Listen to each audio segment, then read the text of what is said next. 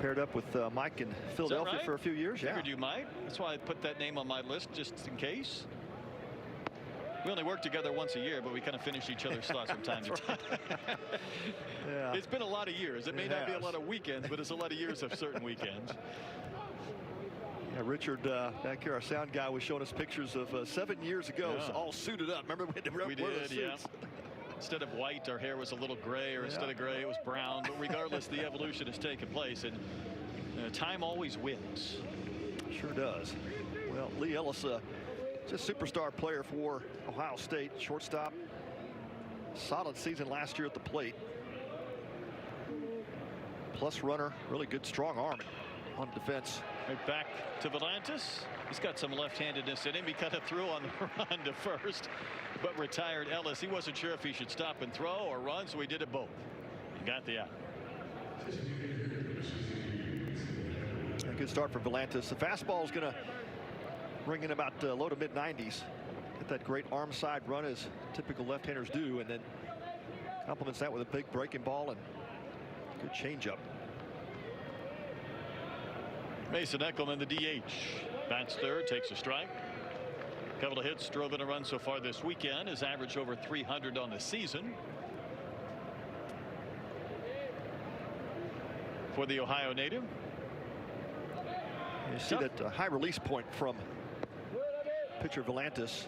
I was going to say the same thing, Pat. And left on left is never fun against a good pitcher. Even with that high release point, though, he's not coming behind you or coming at you, but it's not easy necessarily to pick up or identify or hit. Yeah, he leverages that fastball well, and it's especially down in the zone from that height. It's one of those high spin rate fastballs and stays behind it well. You see that arm side run and working on tightening that slider up a bit. He is tough. Great competitor. National Freshman of the Year with Baseball America. Writers had him the Freshman of the Year. That's a fair ball. Easy play for Borba. That was one quiet and efficient first inning between Volantis and Herrenbruck. Sends us to the second. No score from Dyken Park.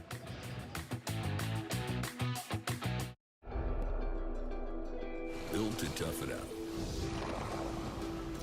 and to take it easy. Built to carry tradition and to make new ones. The 2026 Toyota Tundra.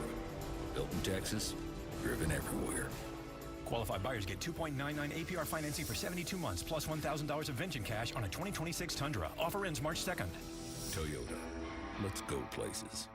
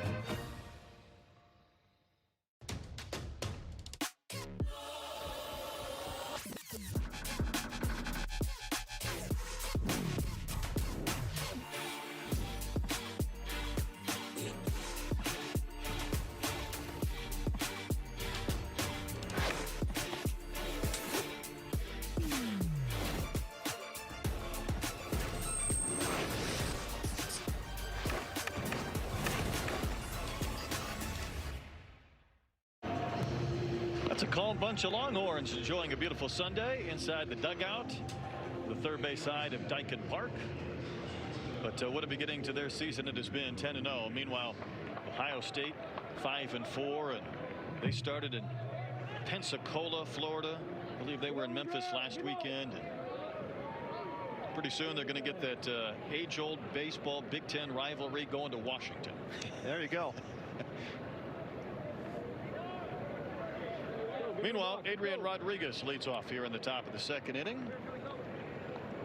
3 for 8, 3 runs scored and an RBI this weekend here at Dyken Park. Kirk Bowles covers the Longhorns and writes for the Houston Chronicle. He had a note the other day on Rodriguez that made me laugh as he rolls one to second to Kazmar. Easy play. Another soft ground out. One gone. It said He's healthy and he looks menacing. He looks fun to me when he's got some bounce and energy, but he's quickly retired, and Herrenbrook just keeps getting some outs. Yeah, solid approach by Herrenbrook this start, and his head coach Justin Hare said really everything we expect him to be, slipping into the starting rotation, and he has looked strong out of the gate. Justin Hare in his second season as a head coach at Ohio State. A lot of Camel ties with his coaching staff. And Tyler Robinson, pitching coach, came over from Liberty but was with Hare at Campbell for 9 years. Joey Holcomb, his field coordinator in his second season, also at Campbell a couple of years. Elliot Cummings, a recruiting coordinator, second year, came over from North Carolina AT&T. Justin Hare has assembled a great staff there at Ohio State. And, yeah, you're right, but I think it's a couple of years of, getting your roster managed and bringing in some new talent. Loves to develop that talent. There's no doubt as Becerra rolls one foul. Because, Pat, you look at last year. I mean, their earned run average in the Big Ten was almost 10. I mean, it was 9.62. That was 288th nationally. And Coach Hare told us, we got about 28 innings out of our 1 and 2 starters. That's it. Yeah, what happened last year was the injuries to their top 2 guys in the rotation. That'll devastate a team pretty quickly. Another soft pop-up. Who wants it? The shortstop Ellis will drift out, make the catch. That's 5 up, 5 down. Not a hard hit ball yet out of this powerful Texas lineup.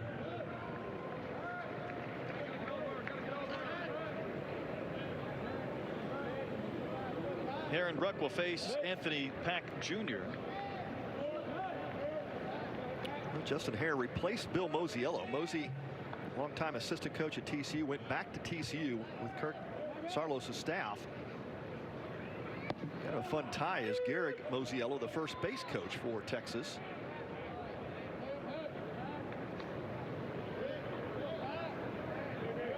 It's a small fraternity when you break it down. Sure is. There's always a connection somewhere between one coach or player or program and another. Of course, Jim Schlossnagle, longtime coach at TCU, took them to 4 World Series, and Bill Mosiello reached out and said, "Hey, will you take my son?" And it was an easy yes for Schloss. He's known Garrick since he was a kid. And Coach Mosiello was one of those that did a video tribute to Schlossnagle, along with some of his former players from TCU, to kind of compile that in anticipation of getting to 1,000 Division I wins. Yeah, beautifully done. 1 and 2 to Pack.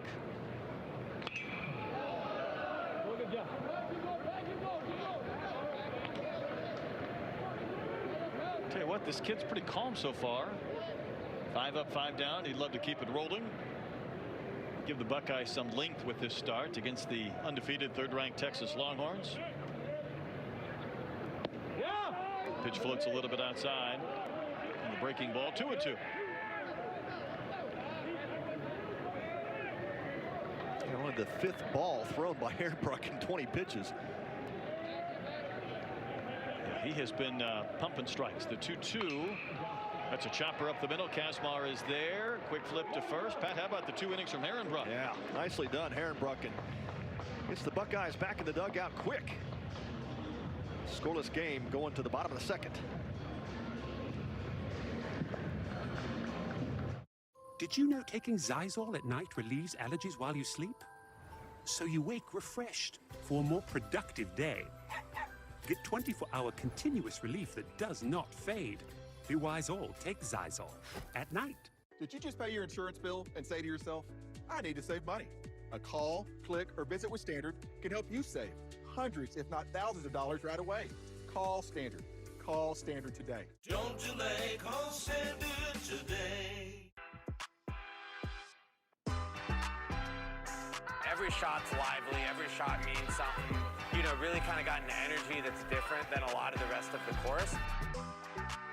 There's so many people here, so it's a little bit more than a golf clap. Well, you're right on top of the action, and it's gotten pretty loud coming through already. It's nice to see how the professionals play the same holes that we've played. Truly a great experience. It's easily the best hole on the course. Hey kids, want to be a part of something big? Join the Astros Buddies Club, presented by HEB, the official kids club of the Houston Astros. Members 12 and under get 4 tickets to select Astros games, plus awesome gear, a drawstring bag, a widget hat, socks, shoe charms, and a cool lanyard. You'll also have chances to be a part of exclusive experiences like autograph sessions, clinics, parades, and more. All this for just $45. Sign up at astros.com/buddies and become part of the team today. What a day in Houston. We've been lucky all weekend long here for the Bruce Bowl College Classic. Game 8 of 9, and the Buckeyes coming to bat in the bottom of the second against Dylan Volantis and the Texas Longhorns. We've had 9 batters come to the plate. No base runners yet. Noah Furch is going to lead things off. He's had a fun stretch here in Houston. 5 for 9, couple of runs batted in for a young man from Esco, Minnesota. Everything about that name sounds cold. Esco, Minnesota. He's about 15 miles from Duluth, which is closer to Canada than it is Minneapolis. So this probably feels excessively warm for him. Yep, transferred in from Charlotte, and he is off to a good start for Ohio State. Real good start. 12 homers the last couple of years combined at Charlotte. Brings that .419 average in, highest batting average of any starter in this lineup.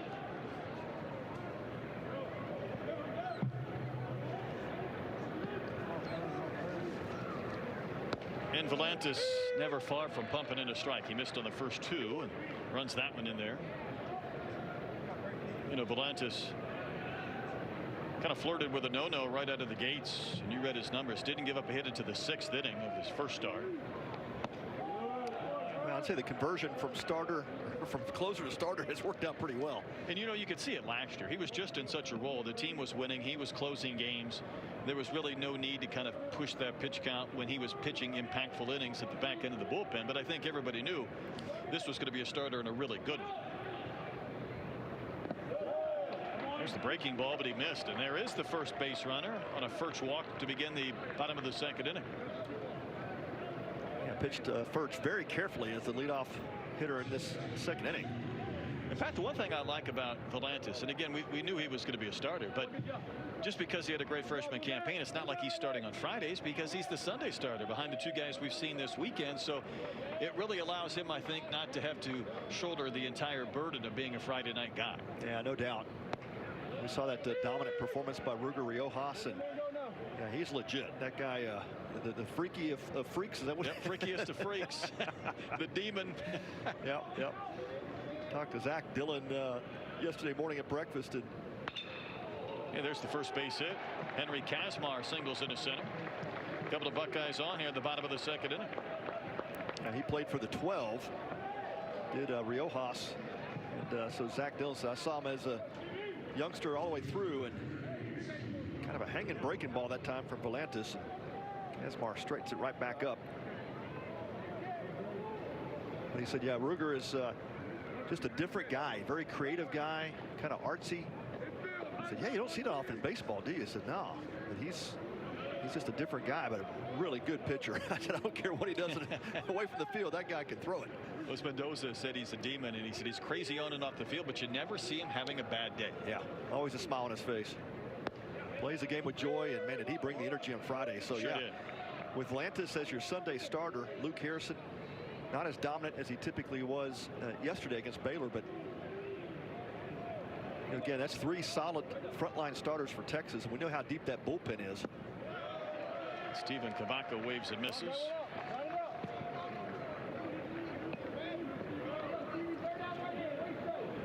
Volantis has that hammer 12-6 type breaking ball with that slider. Solid changeup.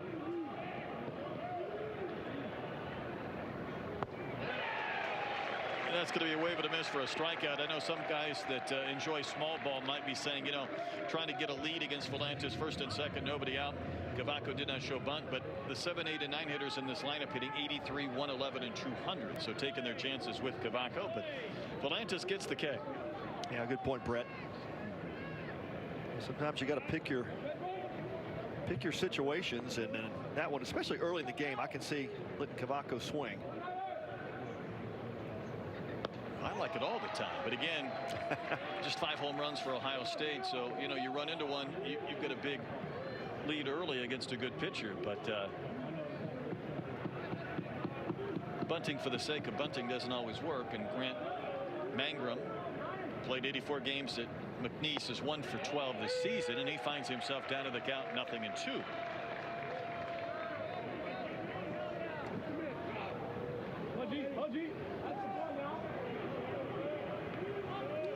So a walk and a single before a strikeout here in the bottom of the second inning.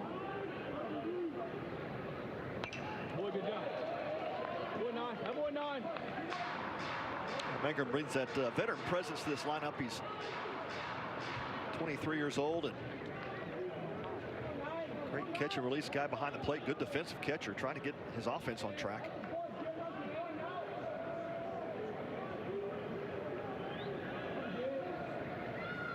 Two-strike pitch, big wave and a miss. Tinney comes up with that baseball. Mangrum strikes out, 2 gone. And 2 strikeouts for Volantis back-to-back on that hammer breaking ball, and he's got that pitch working. He'll bury it oftentimes. Tinney's just a great backstop. Has great trust in his catcher to keep that pitch in front. It allows your pitcher to be able to have confidence that you can bury that breaking ball with 2 strikes. Brings up C.J. Reed, who's 3 for 27 on the year, a Hutch JUCO product.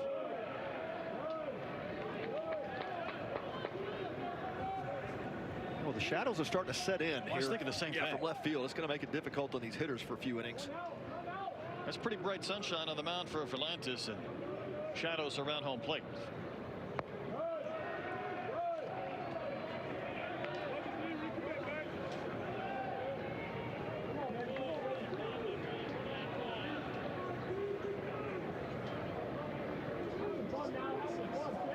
Two on, 2 out, looking for the first run here in the middle game of the Sunday, the Bruce Bowl College Classic.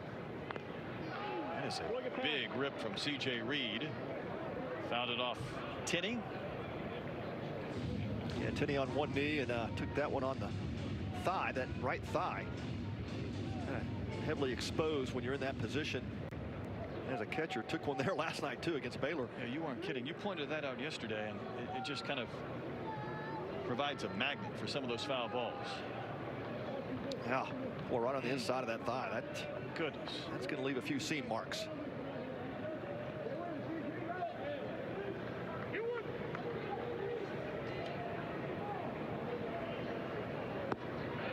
Called strike over the outside corner with a breaking ball. A little tighter spin that time from Volantis, and that's what he has the ability to do. He'll spin tight sliders. He'll take a little bit off that curveball, then he'll tighten the curveball up. Just a really good feel for his secondary pitches. Here comes the 2-2. Boy, leaned on it again. Breaking ball. Strikeout has to be completed with a throw to first, and Patty struck out 3 in a row once he put a couple of guys on base. Yeah, that just tells you, when things start to get competitive, what does he do in the big moment? Well, he strikes out 3 in a row to get Texas back to the dugout. Still scoreless. 26 is already heating up, and we're giving you the ultimate head start. Get guaranteed access to the 2026 World Baseball Classic. Secure the best seat locations in Daikin Park. Enjoy 45% savings over single-game ticket prices. Plus, receive significant savings with your exclusive team store discount. And don't forget about your exclusive invite to season ticket holder experiences and events. Visit astros.com/season tickets for more information. Hey, H-Town, I've been waiting for it, you've been waiting for it, and now it's here. They finally climbed that hill! Catch your Rockets and Astros games for just $19.99 per month, or sign up all year for $199.99. That's $40 in savings. Forget about it! No cable, no satellite, no contracts. Just download the app and watch your teams. Stream your teams direct with Space City Home Network Plus. Download today at schnplus.com. It's back. Yep, baseball is back. And it's time to warm up with spring training on Space City Home Network. Swing and a miss. Time to get back in sync with all your favorite players and get to know the new guys too. What's up, Sean? Yep, see it all come together. Astros Spring Training is on Space City Home Network. Presented by Whataburger.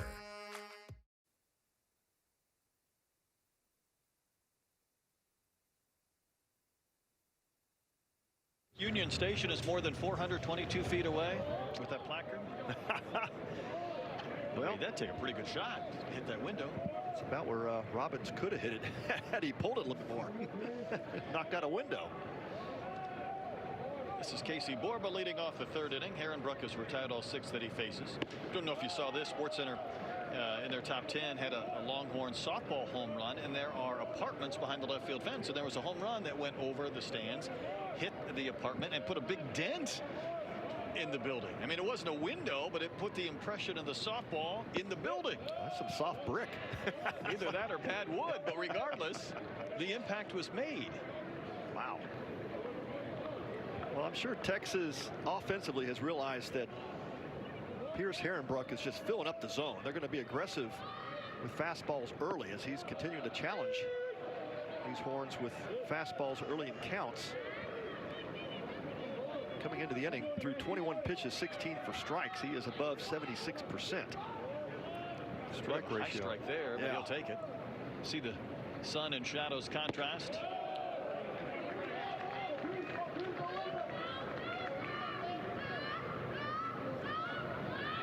Herrenbruck falling behind for the first time on a Texas hitter. We're about to get something good to hit here. 3 infielders on the left side of the diamond. Borba 1 for 7 this weekend. And ball 4 goes to the backstop, and Mangrum will chase as Borba reaches. That is the first Texas base runner here in the third inning. And Pat, last night, even though they won 5-2, and I don't think at any point it was too uncomfortable, but they only had 7 hits, and 2 of those 5 runs they scored were unearned. Yeah, that's right. It was a sloppy first inning for Baylor defensively and on the mound, and Texas took advantage to take that early 3-0 lead. And that's the problem when you fall behind against the Horns. You're just going to have to try to some way to beat them with the bats, and of course you're facing one of the top pitching staffs in the country. Well, that's just it. Yeah, not a good place to start against these Longhorns. This is Jonah Williams, 1 for 4 this weekend. Got a pinch hit AB yesterday. Shows bunt and takes one inside.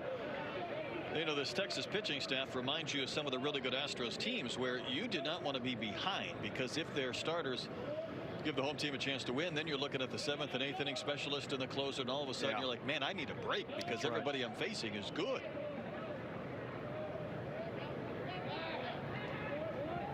Well, that run differential, Brett, that you've pointed out all weekend, I mean, it's just, that's phenomenal. Really tells the story of this Texas offense and what Jim Schlossnagle has done with this roster. Going out and filling the spots that were left from last season's team, and he has filled it up with some big physical players. 83-16 the run differential. Williams again squares to bunt, again takes a pitch that misses, but that's in 10 games. You're giving up 1.6 runs per game while you're scoring 8.3. I would say you should 10 wins in a row. You should probably be 10-0 unless there's an outlier and some bizarre game in the midst of that. All of a sudden, Herrenbruck having trouble finding the strike zone. Did that bother you when a hitter would square a little bit late? Did it affect you at all in your command or control as Williams did on those first couple of pitches? I would say most of the time not. You know, you're really taught to really focus on that glove and not think about or allow the hitter to distract you in any way. But that's set fair down the line and left under the glove of Simpson. Hit well. Borba's going to go to third base. Williams cruises into second with the double. Well, Simpson was in the right spot at third, but that ball was torched the other way on the ground from Jonah Williams. Yeah, not much reaction time for Simpson at third base, and you saw him kind of trying to take a couple steps up towards the grass, thinking Williams may square again, but hits a bullet right by him. Ball gets down to that left field corner, and C.J. Reed gets it in, but it's going to be a stand-up double. So Horns with 2 runners in scoring position, no outs. Brings up Josh Livingston, the 9-hole hitter from Prosper, Texas.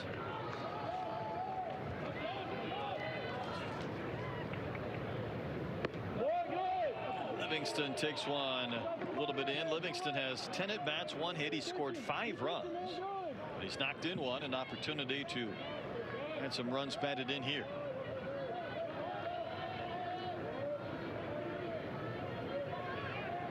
Buckeyes might concede a run on a ground ball, but that pitch way in, and all of a sudden now with runners on base, it's a little more difficult to find the zone from Herrenbruch.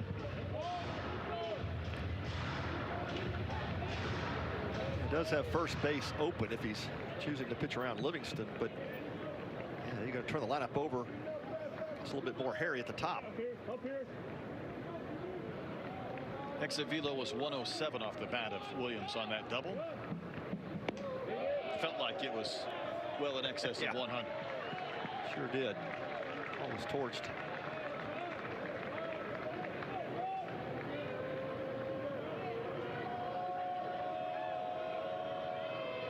Well, quickly things change in baseball. You know, Herrenbruch retired the first 6 horns in order. Now he's dug himself a bit of a hole here in the third. Sure did. Then he just walked the 9-hole hitter. So walk, double, walk, and now the bases are loaded and the lineup turned over for Ethan Mendoza.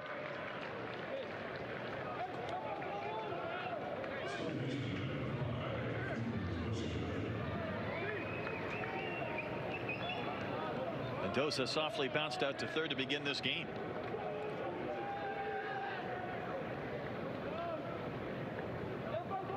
He's a guy that uses the whole field, and we're going to get a timeout here. I was waiting for that, weren't you? I sure was. Tyler Robinson, the pitching coach, was sitting comfortably thinking, man, my guy's got this game under control, and how quickly it changed. So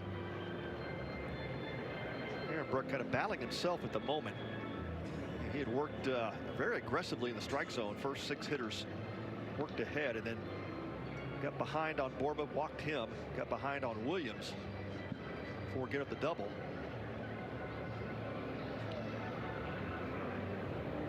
Plate umpire Ron T got to speed things along.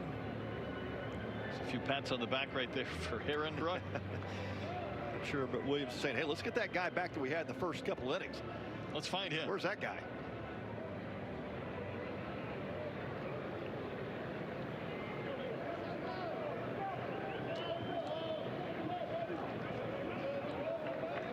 Mendoza walked a couple of times yesterday. He's drawn 8 of those this season, so relatively patient hitter to go along with good numbers in the homer and RBI categories.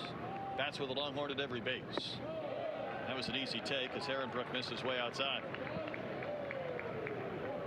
Yeah, Herrenbruch's not staying on top of that breaking pitch and kind of getting around it. He's been pulling those pitches wide.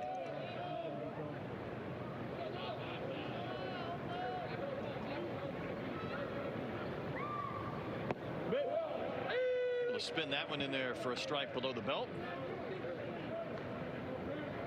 Felt like he needed that one. Yeah, good adjustment there. Front door slider on Mendoza to even the count.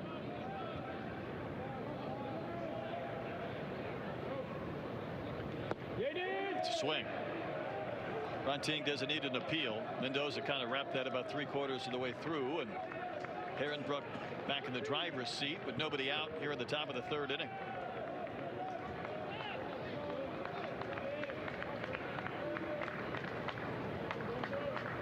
Another big pitch fouled right at the plate. Back to the fastball inside. That's how he retired him in the first inning. And a weak ground ball to third base.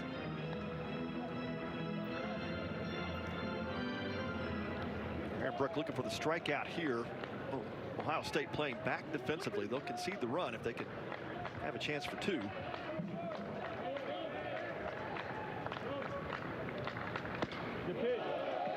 Curveball finishes down and out, 2-2. Doesn't get any easier with Tinney and Robbins on deck, so this becomes really a huge batter for Herrenbruch and the Buckeyes in the 3rd.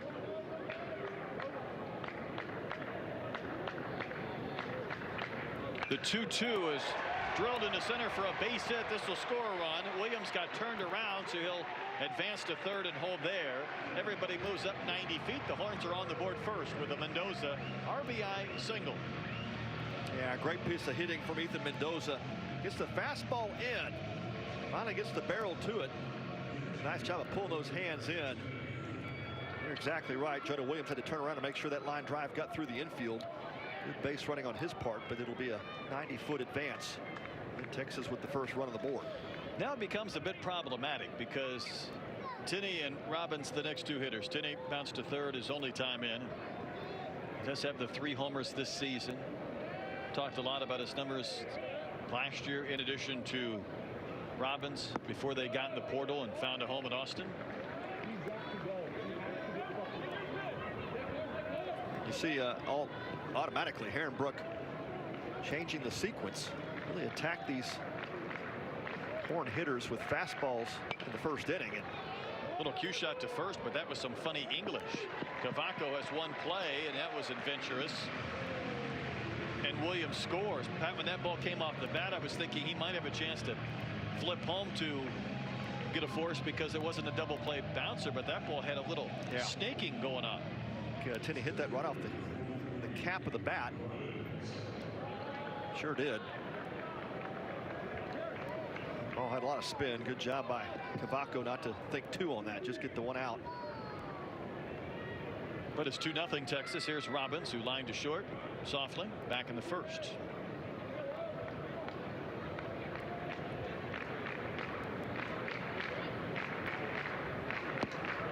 Herrenbrook rides one a little bit outside for ball 1.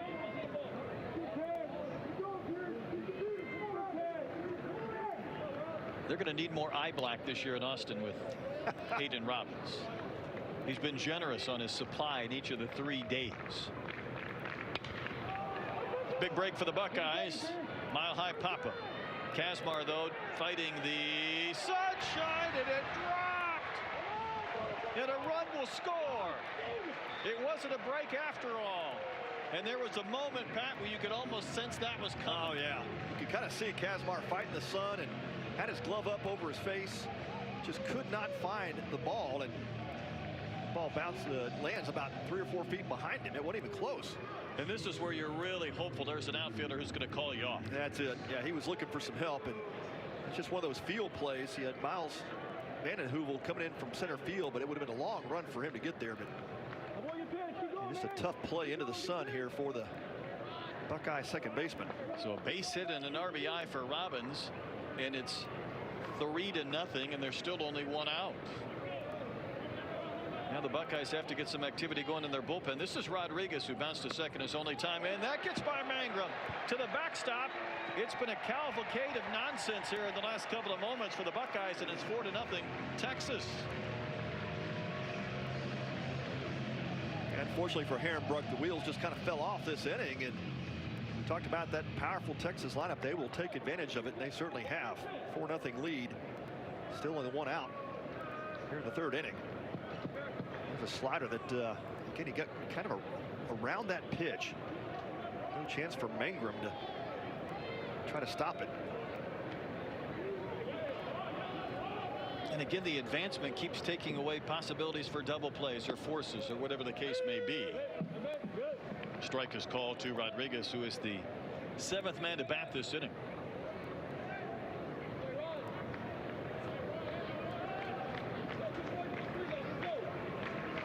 A couple of nights ago, we saw Rodriguez in the 2-hole. The last couple of games, he has been the cleanup hitter. Gets away, but not far enough for advancement. Mangrum able to keep that one from getting too far away. Robbins holds at second. Keep pitching right here. Keep pitching.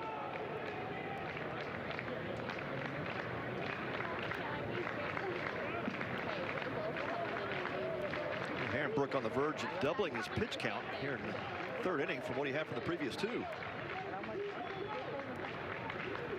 It's been laborious, and again, still only 1 out. Swung on foul at the plate.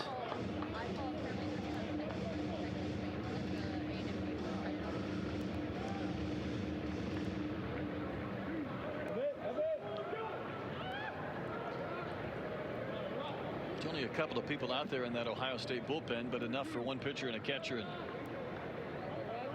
maybe a staff member. That's all you need. That's it. Yesterday, Texas had about 10 guys down there. There were footballs flying all over the place. Lined off the tip of the glove of Simpson down the line, and it hits off the sidewall. That means Robbins will score. Rodriguez to second, and the Longhorns have made it 5-0. That's the second ball this inning that has found Simpson, who has been a little bit further in than normal, and it was torched and he couldn't handle it. Yeah, it looked like it was off the end of the bat, but what a great piece of hitting by Rodriguez. Just kind of sticks it out there and gets the barrel to it. That'll be the second double of the inning. At the same spot, Jonah Williams hit one out that left field corner. Now Rodriguez trades places with Robbins. Brings up Becerra, who popped to short to provide it out in the second.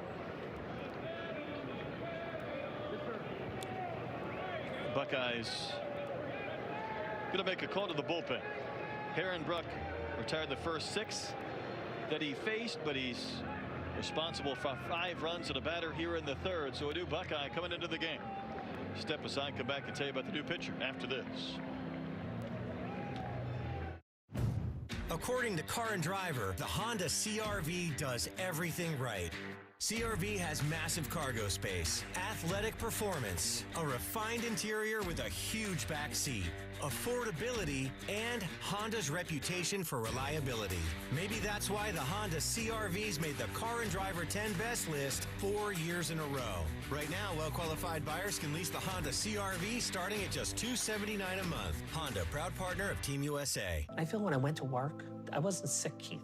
I was just Keith. Nobody's purpose in life is to be a cancer patient. Many of those patients want to continue to work to maintain that sense of normalcy and empowerment. It's something that every individual has to decide for themselves. Work was a way that I could still feel like myself. Getting out of bed, given a fighting chance, is all we got. We can make work a better place for healing. Week 32 of living. I still have yet to try the coveted butter tortilla. So, I mean, have I really lived? Days pass by, filled with orange-brown goo. Not another airplane. One day, I will taste what is meant to be mine. Really? No, no, no, no! Another plan thwarted.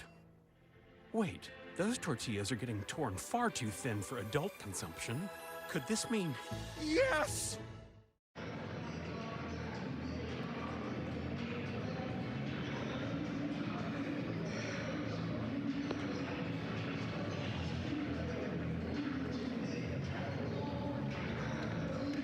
Buckeyes have had to go to the bullpen. Right-hander Owen Graff enters the game here in a very busy third for the Texas Longhorns.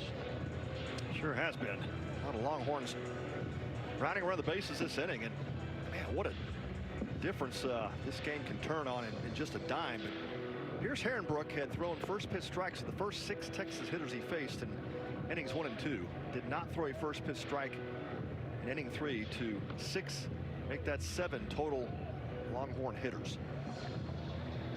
Went from Cy Young to Joe Cleary in about 1 inning. Joe Cleary pitched all of 1 game for the Washington Senators. It's one more than me. Yeah. That was a crazy turn of events. A guy that was so dominant in the first couple of innings. The Toledo native, Graff ready to pitch to Becerra. First pitch strike. Becerra again 0 for 1, but 3 for 6 this weekend with a couple of homers. 5 runs scored, 3 knocked in. You pitch long enough this game, and something like that will happen over the course of your career, and you just go back to the dugout and you think to yourself, what just happened? Which one of those versions am I really worthy of putting forth? I think there's something to take with those first couple of innings, but obviously the third didn't go his way. And listen, there was a pop-up that should have been caught that went as a single, lost in the sun, and a couple of balls hit hard to third, just ones that Simpson could not handle. Yeah, no doubt it was a goofy inning, but yeah, lack of command here really got him in the third inning. And he's shaking his head trying to figure it out himself over there. He is. This game will leave you talking to yourself on a time or two. 2-1 pitch to Becerra, lifted high in the end of left field. Back towards the Crawford boxes. Reed looking up. It's going to go. A 2-run blast from Becerra. That's his 3rd home run this weekend. He loves Dyken Park. And the Longhorns have scored a touchdown worth of runs with the extra point here in the 3rd inning.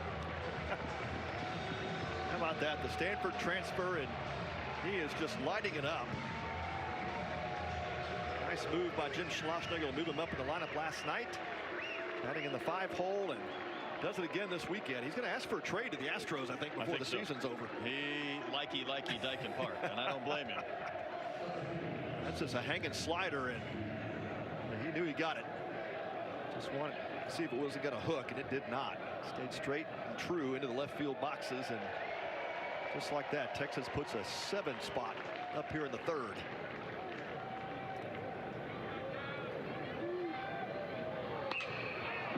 Anthony Pack Jr. A lot to like about this young man. He's going to sky one in the air to center. Vanden Heuvel there to put it away, and that's the 2nd out. All that does is mess up our scorecards. Yes, it does.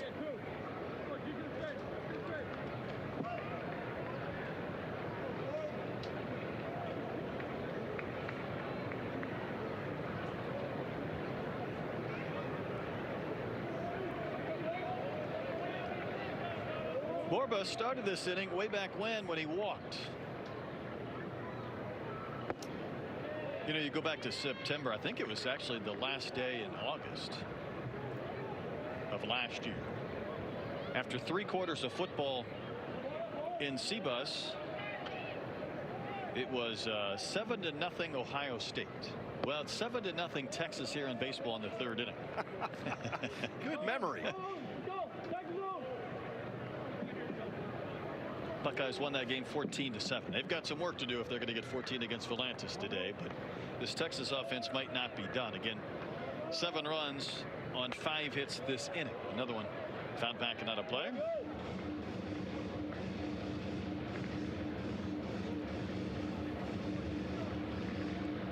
Owen Graff has put up some good numbers this season, making his 3rd appearance.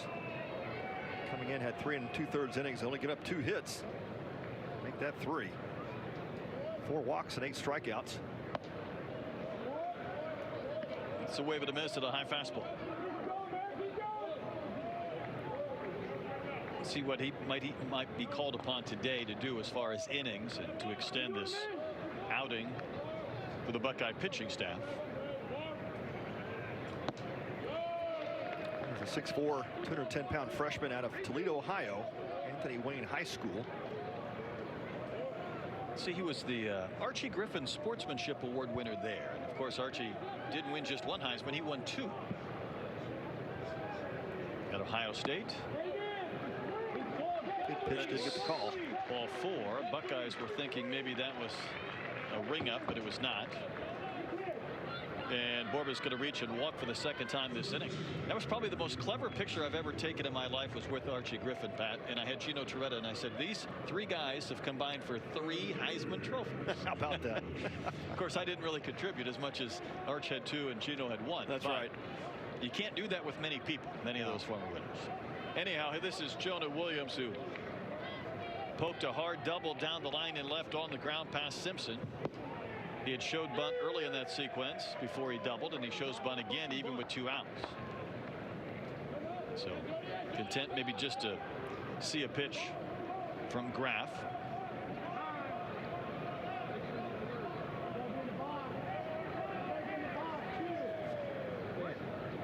Graff gets the warning from home plate umpire Ron Teague. Came set a little too quick.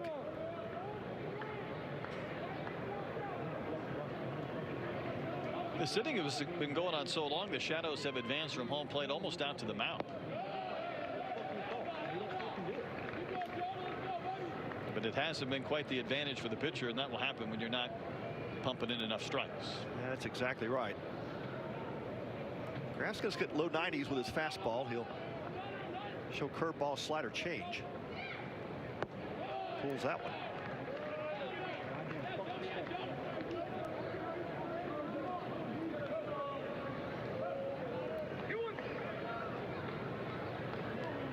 So Williams, the 11th Texas Longhorn to bat this inning.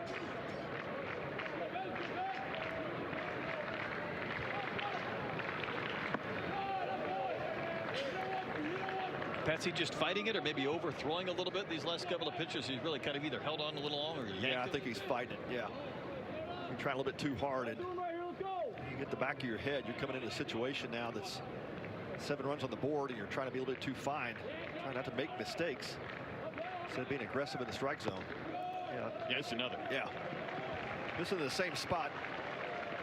3 pitches in a row.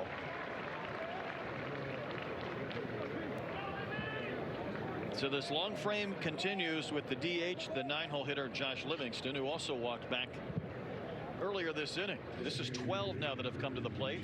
We're not the only ones. There's charts that are a little bit messed up with all the activity here in the Texas 3rd inning.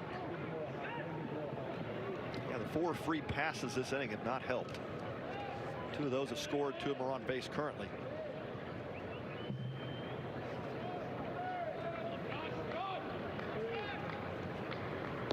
Livingston waves and misses. Texas native but a Wichita State transfer. Over 4 years, including a couple of years at Crowder, JUCO, and Wichita State. 54 homers. Led the Shockers in home runs a year ago. He's trying to get some at bats, batting 9th today for the Longhorns.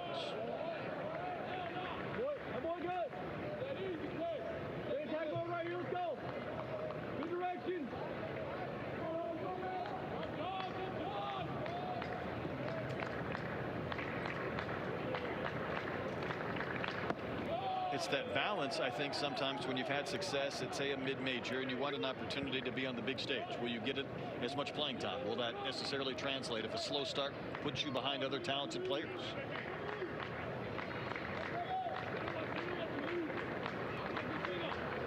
Graff could use it out.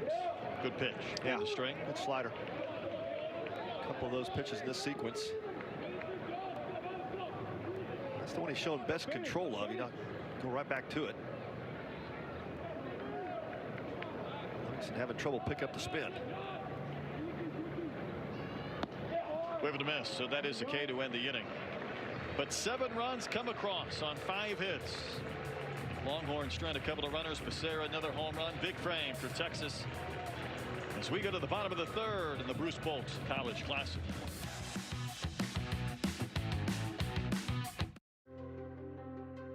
Reinvent the patient's journey by paving the path with simplicity. Explore every option. Let evidence be your guide. Prioritize people over process. Collaborate with the precision of a space mission. Orchestrate with the passion of a maestro. Make it personal. Be the connection that matters. At the right time. Be refreshing. Be different. Most of all, be family. Kelsey Sebold Clinic. Changing the way health cares. At Ohio State, we are the never afraid to innovate teams.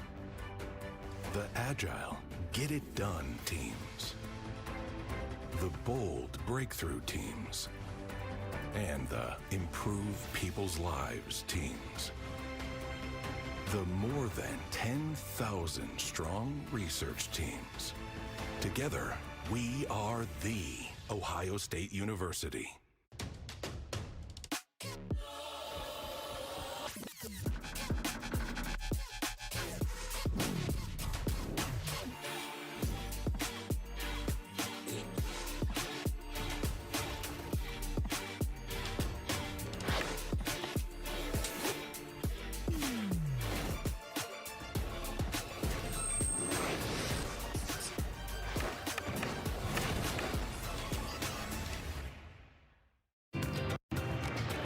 First chance to see the Astros in action is at spring training. Enjoy the Palm Beaches and see your Astros in sunny Florida as they gear up for the 2026 season. Get your tickets at astros.com/spring today. Always a fun time of the year, spring training. Crank it up. College Classic here at Daikin Park. World Baseball Classic coming soon. And college basketball winding down, and World Cup this summer. So yeah, beautiful complex. Yep. You still share that with the is it Senator Washington Nationals? It is. Yeah, you're going way. I was saying back Senators. I was stuck on Senator. Yeah, it's a beautiful complex, Palm Beach area. big upgrade from Kissimmee in years past. This is Maddox Simpson from Fort Myers, Florida. He'll wave and miss, facing Volantis. 9-1-2 for the Buckeyes in the third inning. Got some work to do, but awfully difficult task with this guy Dylan Volantis on the mound. Pat read through his numbers a year ago and all the accolades and all the success. One thing he did, though, a year ago, he was really a pencil. And, you know, Pat, he is significantly bigger now, 225 pounds, I believe. And, you know, anytime somebody shows up and they put on the weight, us inquiring minds want to know what happened to help you bulk up. And he said he's been eating whatever at any time. So it is the seafood diet. Seafood, eat food. Seafood, yep. He wants to eat it. He really wanted to gain weight, and pizza is the Achilles heel. He loves his pizza pies. Well, just as long as you throw some protein in it, that sometimes helps. Yeah. That's going to make the difference for his longevity for sure. These strength and conditioning programs, though, at these big-time baseball programs are just incredible. You know, you talk about development of the player on the field. That's one thing. It's also development of the body and the athlete in the weight rooms and the dietitians. That's going to be poked out to right field, but it's going to hang up for Williams to make the catch, and there's one out. And you know, I know there's a lot of practice in the fall. There's summer ball and whatnot, but the weight room's a big part of that next step for these guys. It's got much more baseball specific in terms of the weight training, which is a huge plus. You know, back in the day, we used to go work out Floyd Casey Stadium where Baylor football team was, and you know, we had the football training facilities coaches that were training us. We're not trying to bulk up here, guys. It's, you're not trying to make a tackle. Yeah, exactly.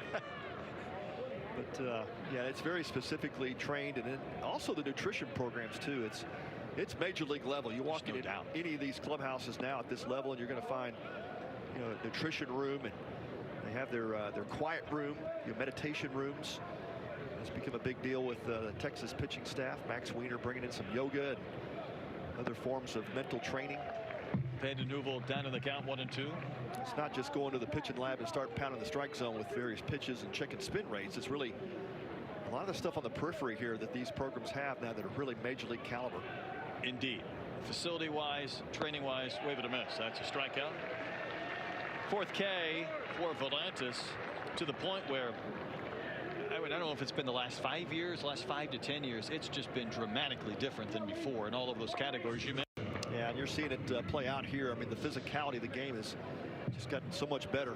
That's a hammer breaking ball from Volantis. Started that pitch out on the outside corner, and bottom fell out of it.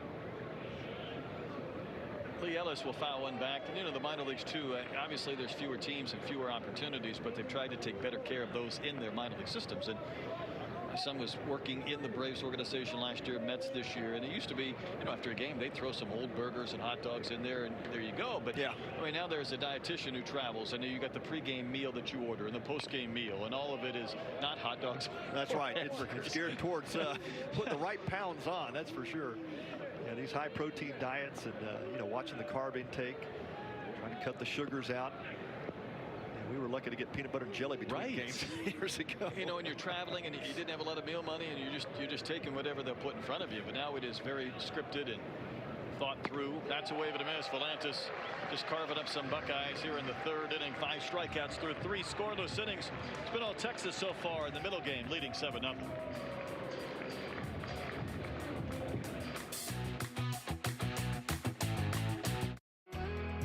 At HEB, we are committed to supporting local Texas farmers and growers, because local means fresh and you can taste the difference. That's why we're so proud to be a part of HEB Texas Roots. My grandfather set roots in Texas decades ago. Through hard work, we learned that care for our grove changes everything, even their flavor. Our oranges are the perfect treat, and our grapefruits, sugar sweet.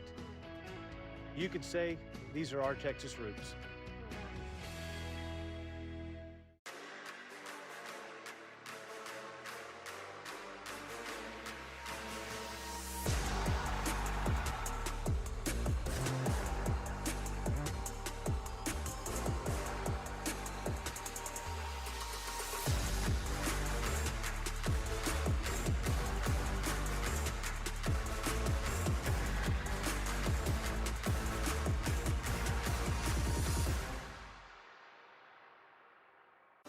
Vacationing is an art, and the Palm Beaches are your canvas.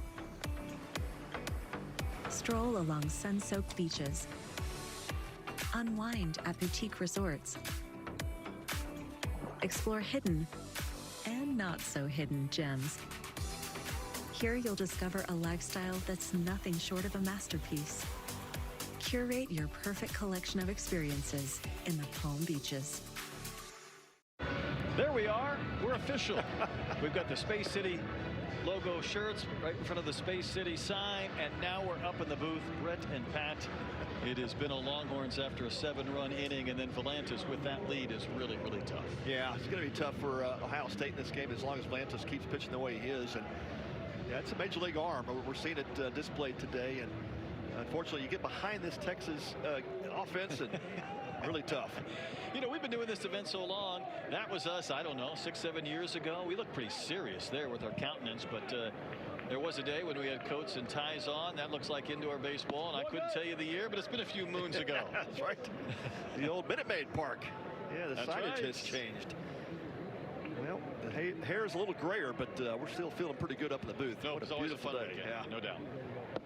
This is Ethan Mendoza leading off the top of the 4th inning. I mean, at some point, I think we'll probably accumulate a list of alums that have come through this event that we've seen play at the professional, if not major league ranks.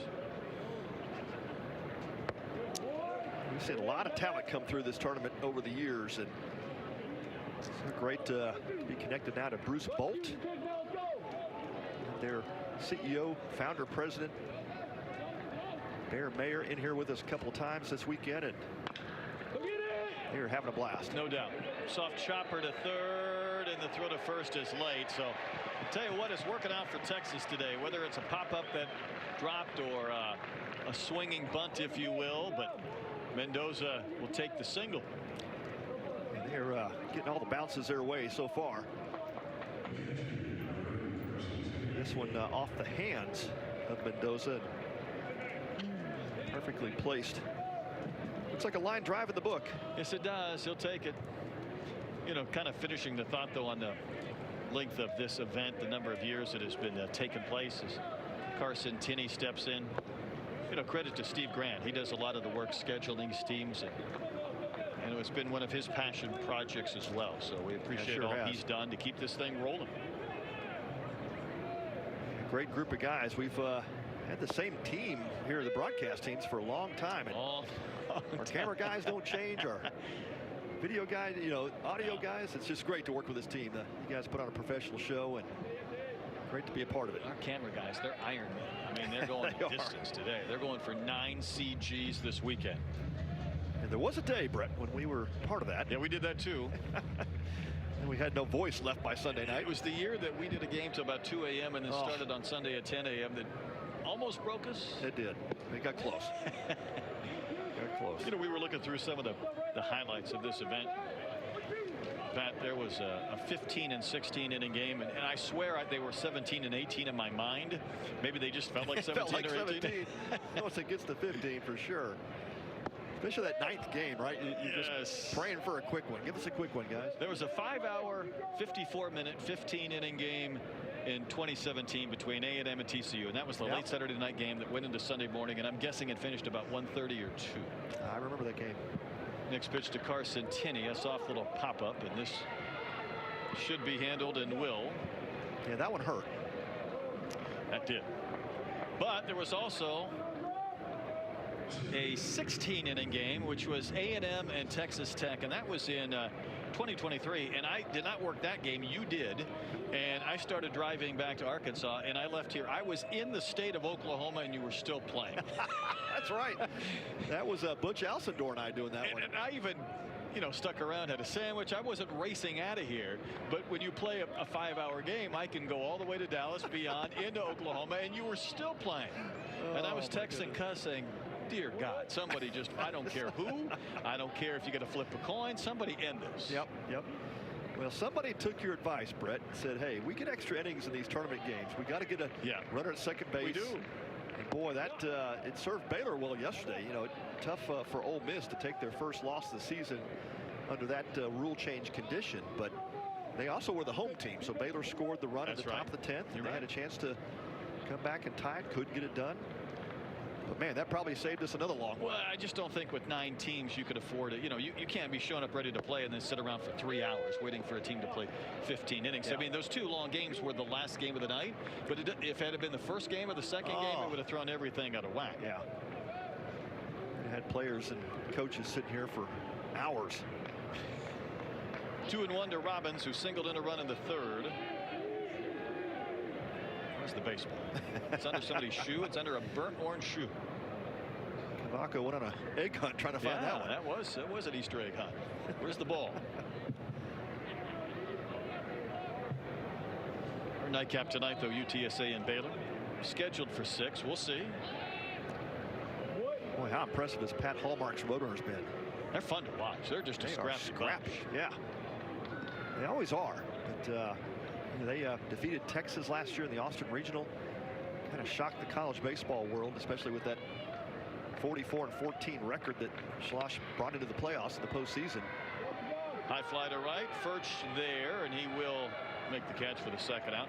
Sometimes you use the term or phrase team offense, and you don't know what it means. I think when you watch the Roadrunners, you get an idea what a team offense looks like. Exactly. And the length of a lineup. Yeah. It's not the physicality you see in a Texas lineup. It's just all the right pieces, and it's been impressive. TSA trying to go for their 3rd win this tournament. There you go, Grant. There you go. Game yesterday, they had 16 runs on 18 hits. They had a 3-run inning, a 4-run inning, a 6-run inning. Longhorns have done them one better today. They had a 7-run 3rd. It's the most Texas has scored in an inning this year. 5th time they've batted around in 11 games. And Rodriguez had an RBI double in that inning. Fouls one back. Coastal got out of here with the win.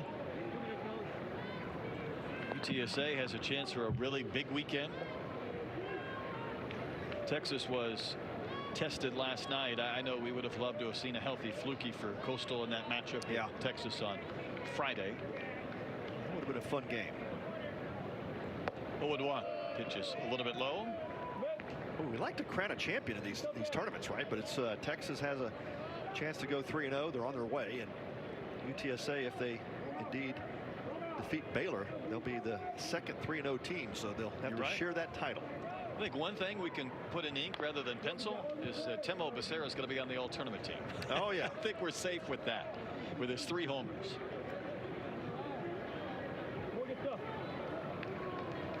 Yeah, you can write that one in ink. I think we're safe.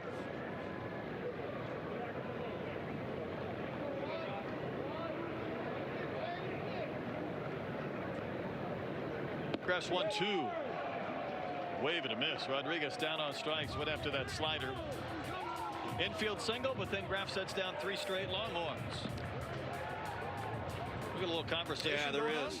Yeah, a couple of guys. Owen Graff's having something to say to Aiden Rodriguez. Yeah, Adrian didn't like what was being said by the 3rd baseman either. Maddox Simpson. Well, a little spice all of a sudden. Yeah. Yeah, it was Owen Graff staring down.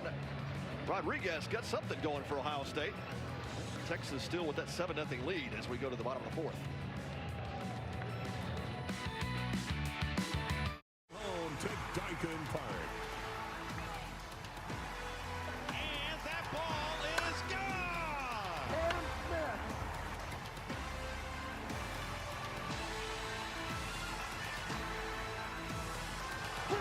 Walker Winston and the Astros win it in a walk-off.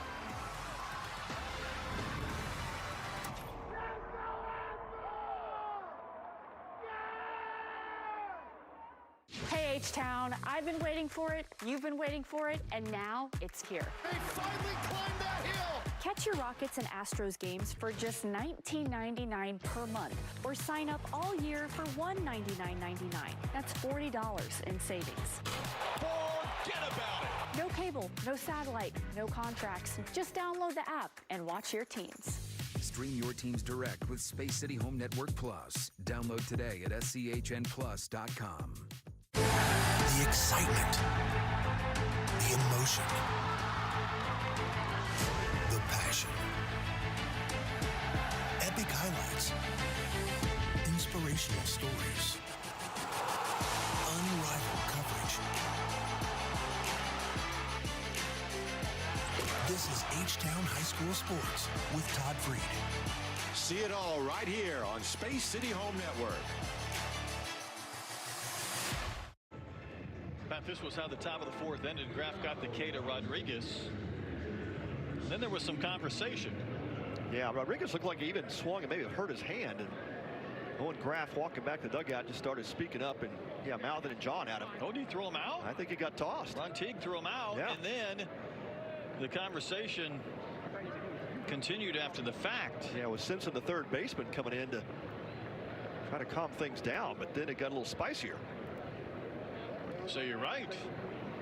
I think Ohio State were the aggressors on that interaction, and it's going to cost them a pitcher. Graf looked like he got tossed. And Eckelman leads off the bottom of the fourth inning. Refresh my memory on the games that you missed then after you're ejected. Is it 2? I think a position player, it's 1. It might be different for a pitcher. Yeah. You know, the interesting part is that sometimes you can count those midweek games. Ohio State doesn't play midweek games, or they haven't for a while because of the challenges they have. Graf's going to lose at least 1. Pitch in there for a strike.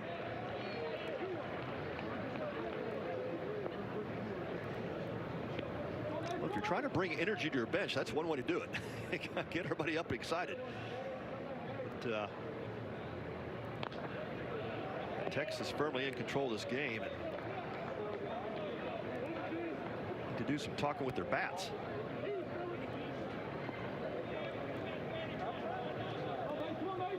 You know, I know Rodriguez is an animated guy. I don't know if that prompted part of the conversation, but as we watched it again, he was kind of holding his wrist like maybe something on the swing didn't feel right.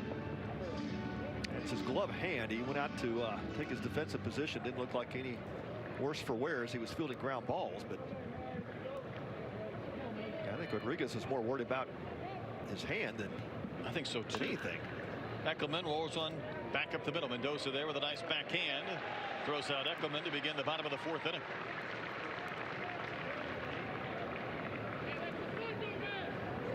You know, we talked to Coach about the challenges of being a northern school, and the guys talked about it the last couple of telecasts. I think the one thing to kind of add on to that conversation is that you can't play the midweek games. A lot of these southern schools will not only play Tuesday, maybe Tuesday and Wednesday, they do so at home. So you play at home, then you play midweek at home. You get a lot of opportunities for innings and at-bats, whatever the case may be.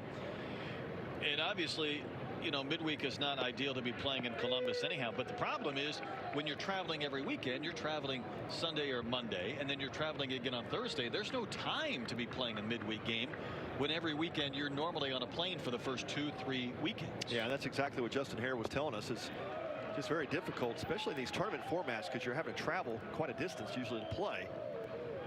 And you get back in usually early Monday morning, and of course these student athletes have to go to class. You're back on a plane Thursday, so it's quite a challenge just to try to get games in. Noah Furch will wave and miss for a strikeout. That's 6 Ks for Volantis. Now Ohio State will have their first midweek game this Tuesday against Xavier, and Xavier is the craziest scheduling team in the country. Top 3 strength of schedule. They're going to Georgia Tech. They've been to Arkansas. You know, they have maybe the craziest schedule of anybody, just trying to attack a strength of schedule metric. Play the Buckeyes. I think 15 of their first 16 on the road with a home game against Indiana, so it's not been fun. It's Kazmar who has the only hit for the Buckeyes. A second inning single, hits here with 2 outs with a shift on. Yeah, how about the return story for Henry Kazmar? He played at Ohio State his first couple of seasons, left for South Carolina after the coaching change, and then came back. He's really as he would tell you, an Ohio State guy. Has family connections to the school, and just a great leadership presence. Family connection is his cousin is Mason Eckelman. Wanted to come back and play with his cousin and represent the Buckeyes. Tried to beat the shift with the bunt, pushed one foul. Kind of finishing where he started, so to speak. He had some success though playing in the SEC at South Carolina. One of the few teams out of the SEC that last year did not make a regional. Yeah, but but last year, great numbers, 53 games, 315 average. Yeah, great numbers. 6 home runs, 57 hits. Fouls another one back to the left and up in the third deck and on a play. And Justin Harris said, man, we took him back with open arms. He's a great leadership presence. Great senior leader. Got some thump in the bat. 1-2 is softly tapped over the green safety base, foul into the glove of Borba.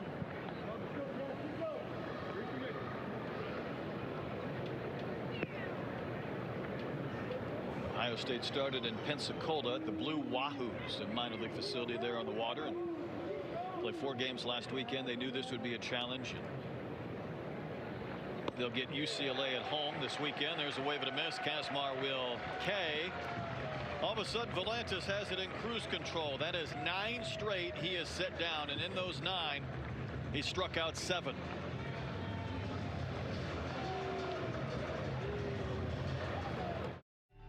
Space City Home Network and Academy Sports and Outdoors are proud to celebrate Black History Month. Moses once said, "You ain't done it till you've done it at Fondy." Because the truth is, if you've truly made a name for yourself in the echoes of Houston basketball, chances are, at some point, you did it here at Fondy.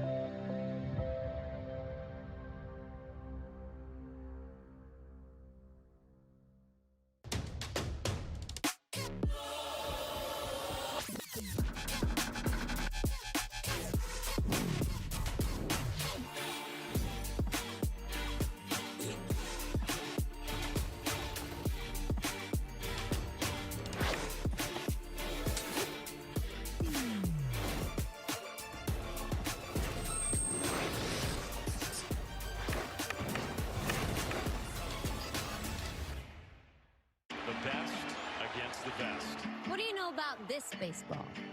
Where samurai swing bats. Here, teammates become opponents. Anyone can be a superhero. And stadiums become orchestras. This is baseball, with nothing held back. Expect everything. New pitcher on for the Buckeyes out of necessity is Ryan Zamora after the ejection of Graff. Yeah, Zamora taking his turn on the mound now. Third pitcher for Ohio State.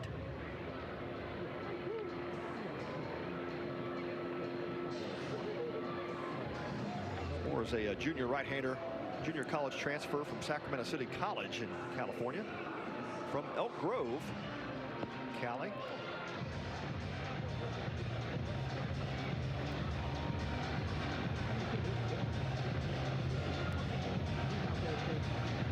Zamora making his 3rd appearance of the season, has 2 2/3 innings.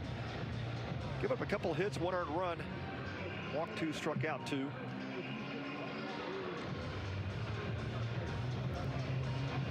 You mentioned it, Brett, forced into the game after that ejection of relief pitcher Owen Graff.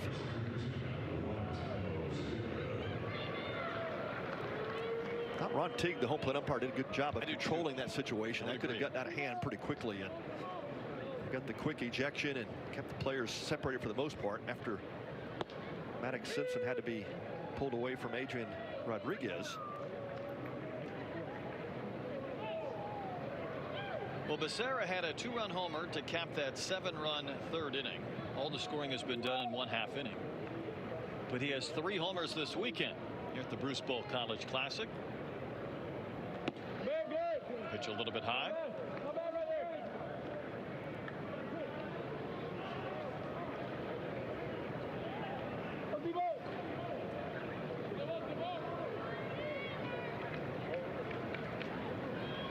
Three pitchers so far today for Ohio State. Pitch down the chute for a called strike.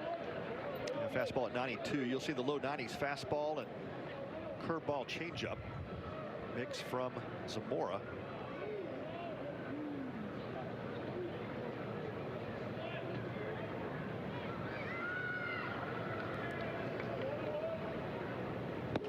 Swing and a miss.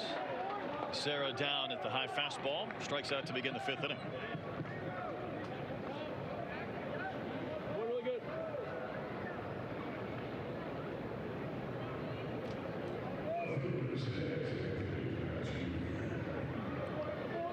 You know, I don't know what the Big Ten does for suspension. I believe, Pat, a starting pitcher that is suspended gets 4 games, and a relief pitcher might be 2. Wow. And the idea for 4 is that, you know, you need 4 so that you miss the start. The start. And there's some punishment involved.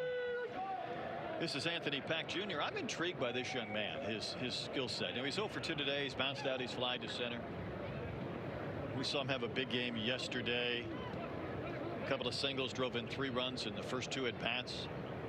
Kid out of California that I guess kind of took to baseball and fell in love with the sport watching Matt Kemp play center field at Dodger Stadium. I remember, I think it was Don Sutton, the old announcer, that said Matt Kemp was like a wild buffalo going through Dodger Stadium because he was big and physical, and when he ran, you felt the ground move and shake.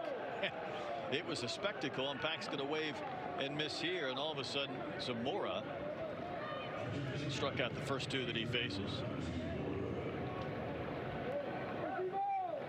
And a start here for Zamora. A couple of seasons at Sac City, went 4-2 on the mound, had 62 punch-outs and 71 in the 3rd innings. A 3.28 earned run average. Posted some pretty good numbers, making the jump to the power 4 level here, and looking pretty sharp, commanding the strike zone. Pitch a strike to Borba, has walked twice, both in the same inning. You ever think we'd be talking about Sacramento as a big league city? No. You're trying to get on the map, though. Yeah, no, I was there a number of times in AAA, but it's been the host of the A's. That one is just rolled inside the first base bag by Borba. And he's got himself a base hit. I don't know what the exit velo of that one was, but he would gladly take it. Yeah, that was the shift on, and Cavaco was playing closer to second base than he was the first. And Borba just hit it where they're not. It's the base hit. Cavaco was so far off the base that he just couldn't even swim over there and knock that ball down. 3rd time today, Borba's been on. A couple of walks, now a hit.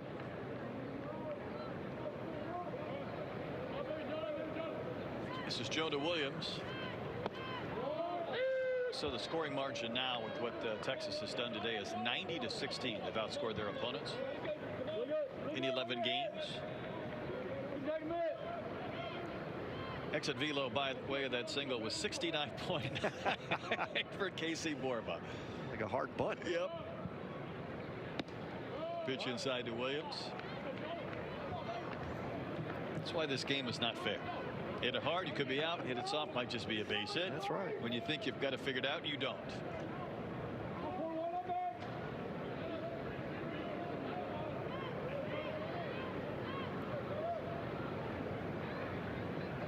Zamora's pitch is poked out to left, and it will not be caught by Reed. Thought he had it. He got a pretty good break on it, but couldn't secure it. And Jonah Williams has been on base all 3 times today with a couple of hits. Yeah, Reed made a valiant attempt out there. Made a head-first diving attempt. Looked like the ball was in his glove momentarily, but yeah, just skipped out as he was completing his dive. Put runners at 1st and 3rd for the Horns. See it again. He kind of had that ball squirt behind him. I think it went off the heel of his glove. I think so too. It hit his chest and then hit the ground. Josh Livingston has walked and struck out. Both of those plate appearances came in that 1 inning. And Zamora guides in that curve for strike 1.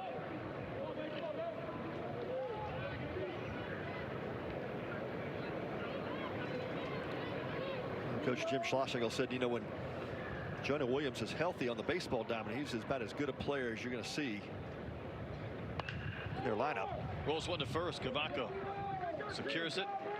Retires Livingston to end the inning. So the Longhorns get a couple of 2-out hits, but do not add to their lead. We head to the bottom of the 5th. 7-0 Texas.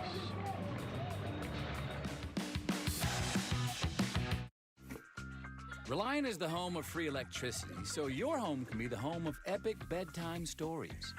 Beginning with the Flex Your Credits electricity plan, which gives you your 2 highest use days free every week automatically. And for a plot twist, you also get $200 in bill credits for even more savings. You could say we help put the happy and happily ever after. The Flex Your Credits electricity plan from Reliant, official energy provider of the Houston Rockets. There's a big deal going on at Whataburger, like the new Big Ranch Wrap. A crispy chicken strip, buttermilk ranch, cheese, and fresh veggies in a warm tortilla. Or go bigger with 5 premium Whata chicken bites. Or go bigger than big with our Bacon Cheese Whataburger Jr. with fresh 100% beef and melty cheese. Make it even bigger with fries and a drink for a little more. Now that's a big deal. The Whata deal, now at What a Burger. Download the app.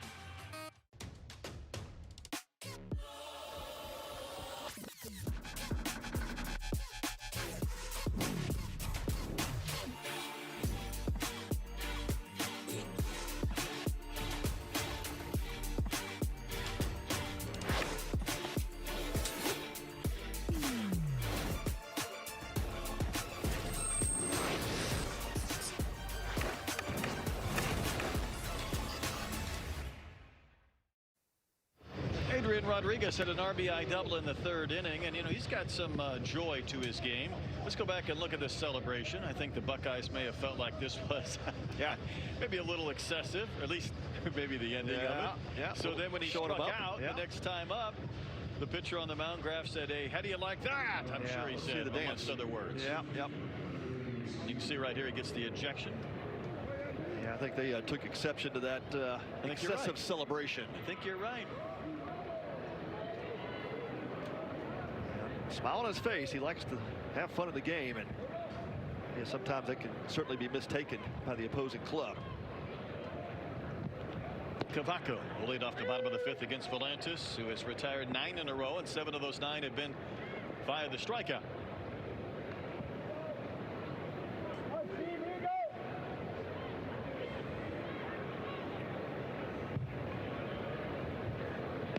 Volantis put that under the chin of Cavaco. Yeah, well, the thing I can say about Rodriguez is at least he didn't get drilled. That's what used to happen in the old days. That's true, right? Funny part was I watched Rontig's Zamora threw his warm-up tosses last inning, and he went out there and he could have said anything, but he might have just said, "Hey, listen, that's it, no mas, no more." Soft roller to second. Mendoza make that play easily. I think there was a warning issued to both teams. Rontig walked over to the bench, the Texas bench, after that commotion. And commotion, that's a good word. Yep. Talked to Jim Schlossnagle. We'll have none of this. No more. No more. Yep. And Schloss walked all along the warning track outside of his dugout, and he was kind of relaying a similar message, I'm sure, up and down in front of his team. Let's keep it on our own team. This is Mangrum.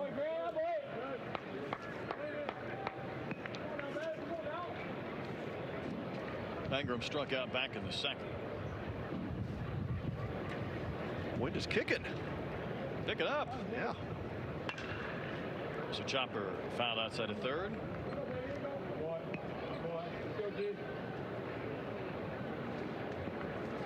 Flags are pretty stiff in center field now, blowing straight out to left.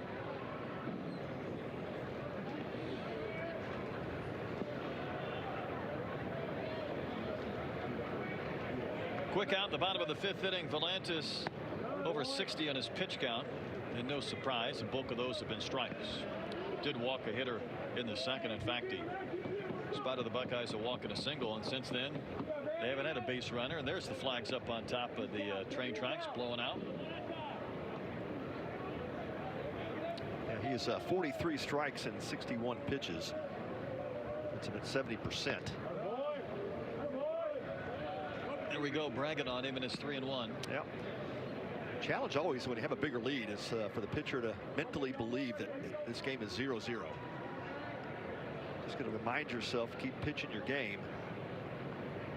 Don't start to let the focus get wide just because you have a big lead. Yeah, the intensity pitch to pitch doesn't feel quite as important, maybe. Yeah. That's where you have to challenge yourself to be good and focus where it needs to be. Fouled away to the right. Really took out our camera crew. Sure did. Hopefully everybody's okay. It's our high first base camera, and you gonna get that souvenir too. Well, yeah, he's going to get himself a baseball. That might be the in-stadium crew. I'm not sure, but regardless, going to get that ball.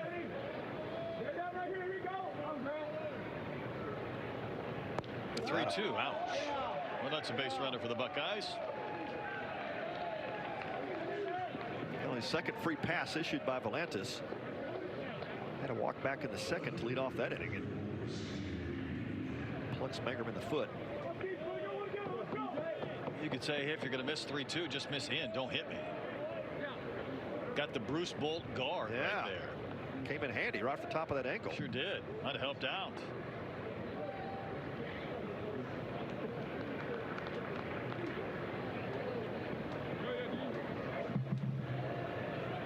C.J. Reed, the left fielder. So for 5 so far this weekend. Struck out back in the second. Fouled right at the plate. That might got a piece of Reed as well. Yeah. And then Tinney was trying to quickly go locate that ball, but it had made contact with Reed.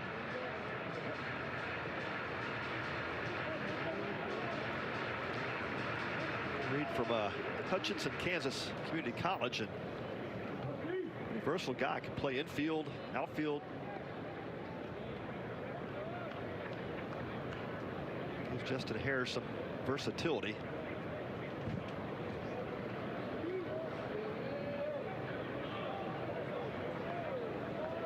It'll be interesting to see going forward what the path looks like for a lot of guys coming from the JUCO ranks to Division I baseball, whether there's more guys that start there, only because, Pat, again, you're talking about roster limits of 34, and there's some paperwork processes where you can have 36, 37 if there's a guy injured, or you can designate somebody as a player who would have lost his spot because of the roster limits and thus doesn't count. I mean, they've had a few addendums, but for the most part, it's going to make it a little bit harder, I think, for guys to immediately go to the D1 route. And if teams want to continue to dig into the portal and go after veterans, then some of those 18-year-olds might find their way to the junior college ranks on a more regular basis than before. Yeah, it's definitely pushed the talent down. Yeah, you've seen that across collegiate sports, but especially in baseball, where you've got really need some time for development. If you're a young player, your hope and dream is to play Division I baseball, and there's all different kinds of routes to get there. And you got to decide, do I want to go potentially be behind a senior or junior for a year or two, or go the JUCO route and get your reps in. You do play a lot of games. Yeah. In the fall and in the spring.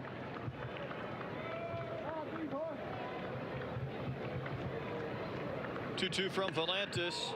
That's hit well. Down the line and right. Into the corner. It'll take a bounce and go to the fence. C.J. Reed's going to have a double. Mangrum goes to third, and the Buckeyes threatening here in the bottom of the 5th inning.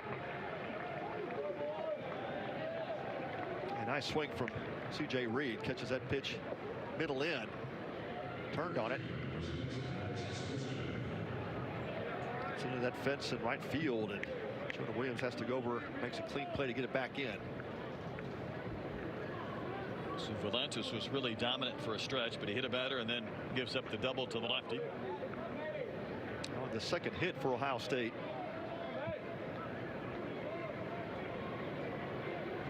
Looking to cut into that lead. This is Maddox Simpson, third baseman who lined to right. And he's only at bat back in the 3rd inning.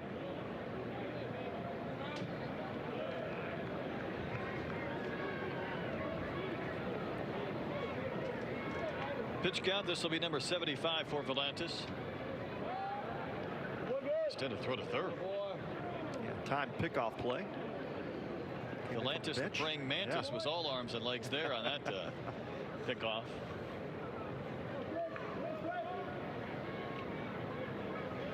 Keep in mind for Volantis this year, and we're talking about 18 in a 3rd innings. He has not given up an earned run. That's an impressive start. That's in doubt or danger here. It is. He is definitely looking for the strikeout, but falling behind Simpson. 7, 8, and 9 hitters have Cost him a few trials and tribulations this inning. Wave and a miss. Right back to that signature breaking ball. Just not giving in. First base is open. It's 7-run lead. I think he wants to go out after Simpson here. You would think. Yep. Tinney sets the target a little bit in, and that pitch misses further in. Keep in mind, he had retired 10 straight before the hit batter in the dugout. Now he seems to be kind of just fighting it for a mini stretch. Top of the lineup, and Vanden Heuvel waiting on deck.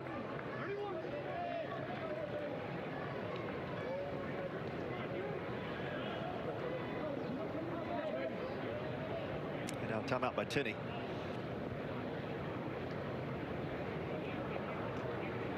Looked like Volantis was trying to shake, didn't like the pitch call. So now Tinney's going to have that conversation.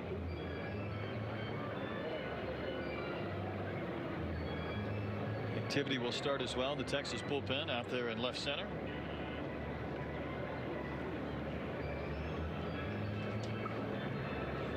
We saw Crossland the other night.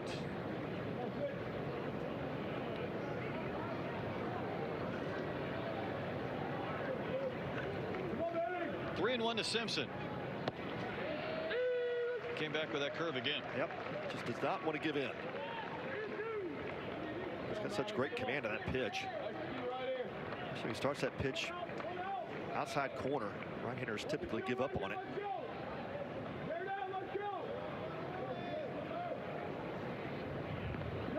Through the breaking ball, he spiked it, and that'll be the first earned run. Out of all that, a wild pitch and a walk.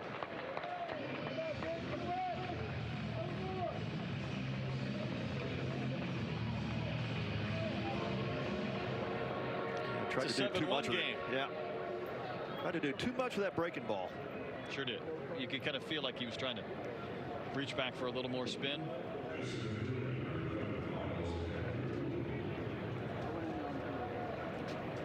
Back to the top of the lineup for Vanden Heuvel. A couple of seasons at Eastern Arizona College. Ranked the #2 JUCO two-way player. Conversation on the mound, though.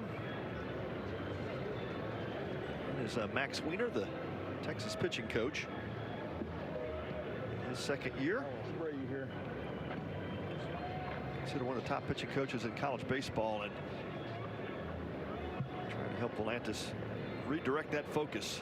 He got a little bit big this inning to get the hit batter to start things off with Mangrum. Get the double to Reed, and now the second free pass just issued to the #9 hole hitter. I think sometimes he was so good for a stretch that when he's not, you want to know what's wrong. Yeah, kind of surprises you. He gives up his first run of the season in the 5th inning of his 3rd start.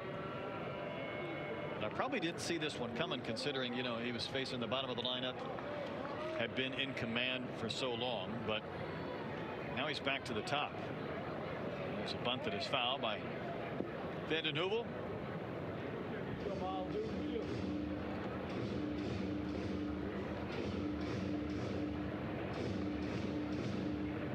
Now if you're Ohio State, though, you'd love a few more runs, because Volantis at 80 is probably not going to go on forever, and maybe you can get into that bullpen, although be careful what you wish for, because we know it's a really good pen.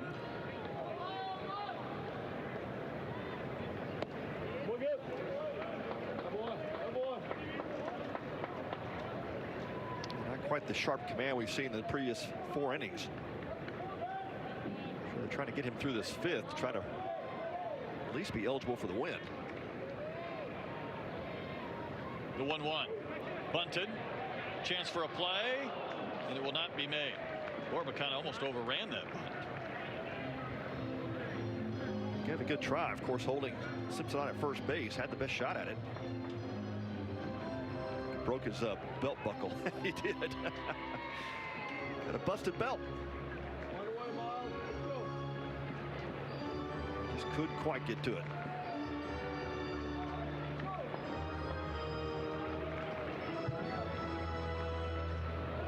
So it's 1-2 to the Buckeyes leadoff hitter.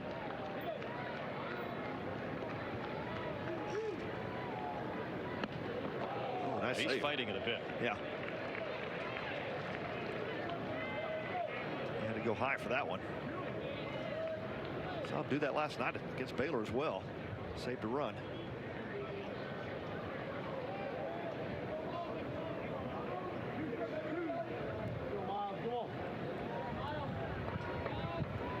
Curious to see if he continues to struggle a little bit, whether they may make a change. Is this a strikeout? It is. That'll help his cause. Vanden Heuvel rung up on the appeal to James Ainsworth at first base. That's a big out. They're in the third, less than 2 outs. Vanden Heuvel, pretty good contact hitter, just couldn't do it this time. And fastball tailing up and away. He felt like he held it, but first base umpire James Ainsworth rings him up. What do you think? I thought he held it. It's really close. I think he went right to that limit. It took over. Maybe one little revolution. Yeah. A little bit tougher to tell when the hitter starts to swing and then they kind of stop the swing but turn their shoulders. Yes, I would agree.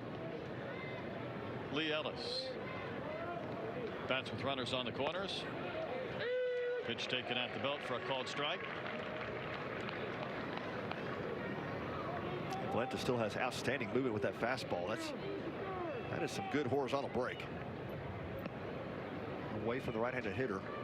Is that God-given? Yeah, I don't know how Born to with teach that? it. Yeah, it's one of those things. I think it just comes with it. Now, you could do some placement with your fingers inside the seams and try to get your fingers closer together to create more movement. That is one thing they do teach. I mean, we know all the measurements now. Yeah. It's just a matter of can you teach certain things that result in the data and numbers you want. Sure. And you can see that with the arm slots, the different spin rates you get from different slots on the release. Certainly play with that to try to create more movement. That is something they work on in those pitching labs.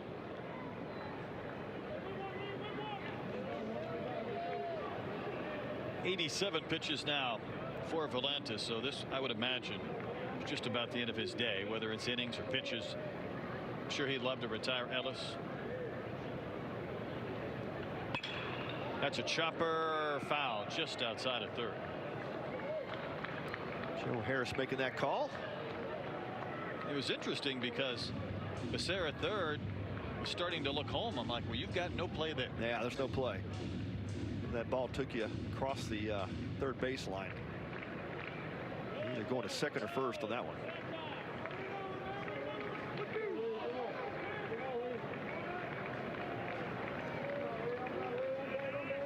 One ball, 2 strikes. Wow, that looked pretty good.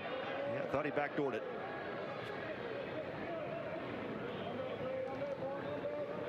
That was close. There were a few of the Longhorns that took that step to the dugout.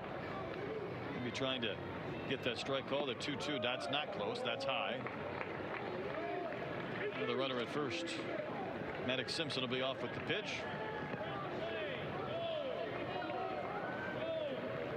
Yeah, Valentes has missed a couple of times with that hammer curveball. Sure has. I'm not sure if he's out of gas. Yeah. This is the end of the line. Simpson runs. That's high. That's ball 4. Boy, Pat, he's really fighting now. Yeah, he is. Yeah, went to the slider that time and left that one up. It's typically your elbow starting to kind of sink a little bit, getting underneath that toss, and the ball starts to elevate and lose command. My prediction was not wrong. That's right. Schlossnagel sees it too, so he'll make the call to the pen. And unfortunately for Dylan Valentes, not able to get through the 5th. Kind of ran out of juice here in the 5th after retiring the first man he faced this inning for the 10th straight Buckeye. But then after that, it was a hit batter, a double, a walk, a K, and a walk. Pitching change. We'll come back with a new Texas pitcher in a 7-1 game.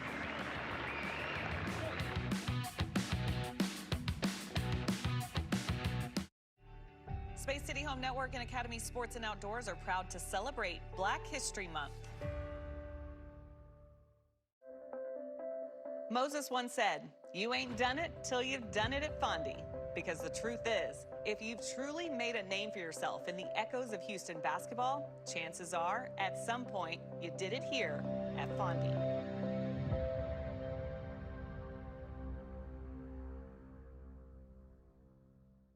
Made from scratch food. Check. A front row view of the game. Check. Houston's best wings? Double check.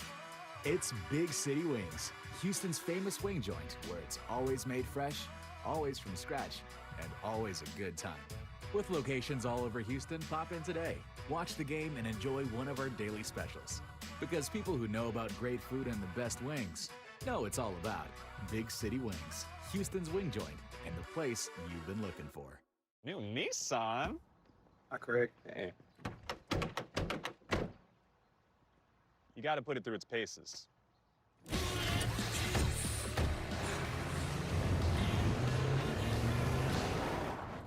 You can take it. Hurry into the Nissan Now sales event featuring Rogue, Pathfinder, and Frontier. Nissan, #1 in new vehicle quality. Now get 0% APR financing for 60 months on Rogue, or get up to $1,750 total bonus cash on Sentra. Well, it's the second time this weekend we've seen Brett Crossland pitch. He entered the game back on Friday night in the win against Coastal and threw a scoreless inning with a walk and a K. Yes, number 99, Valantis, hands the ball off to number 88, Brett Crossland. Those for numbers. And Crossland has been really good. He was really good in the fall. Runs that fastball up to 96, 97 miles an hour, and has a hammer of a curveball. And I think in his 4th appearance has been perfect on the season. 3 innings, has not given up a hit. Did walk 1, but punched out 2. Crossland trying to bail Texas out of this bases loaded situation. Buckeyes first time have really threatened in this game. Atlantis looked just unhittable for 4 innings, and then into some trouble here with some free passes. 3 free bases and a double. Mason Eckelman is 0 for 2 with a couple of bounce outs. He will bat, as Pat mentioned, with a Buckeye at every base. And a run home this inning. A hit batter started it, a wild pitch scored it, but big swing here could change the dynamics of this game for Ohio State. 1 bounce, 1 wild bounce, and Borba picked it. That could have been interesting. And Crossland gets over to cover. All that warming up, all those warm-up pitches. 1 pitch. It took 1 to end it. Buckeyes leave the bases loaded.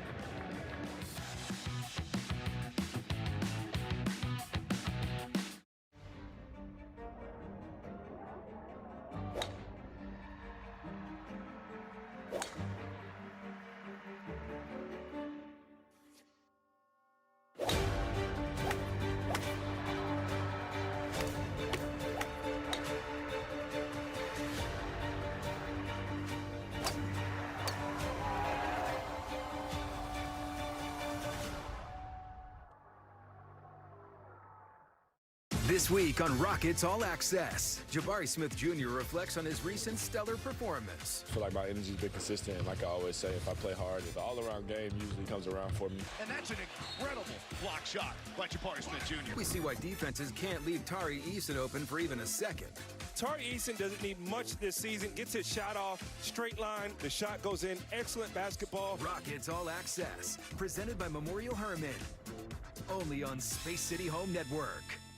Hey, H-Town, I've been waiting for it, you've been waiting for it, and now it's here. They finally climbed that hill! Catch your Rockets and Astros games for just $19.99 per month, or sign up all year for $199.99. That's $40 in savings.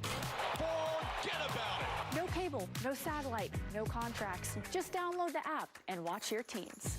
Stream your teams direct with Space City Home Network Plus. Download today at SCHNplus.com. Dyken Park will host Pool B play for the 2026 World Baseball Classic, presented by Capital One. USA, Mexico, Brazil, Italy, and Great Britain clash from March the 6th to the 11th. Visit Astros.com/WBC to get tickets now. So that'll be here before we know it as we flip the calendar over in a non-leap year to March. How about that? Wearing your country's colors. Ethan Mendoza takes strike 1 to begin the top of the 6th inning.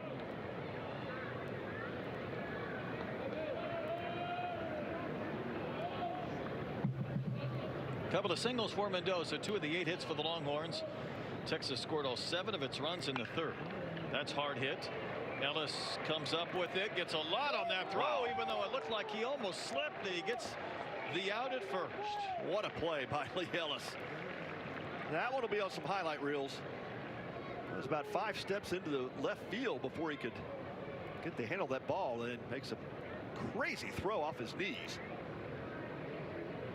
Showing off that arm strength. How about that? I mean, he's almost falling down on that throw.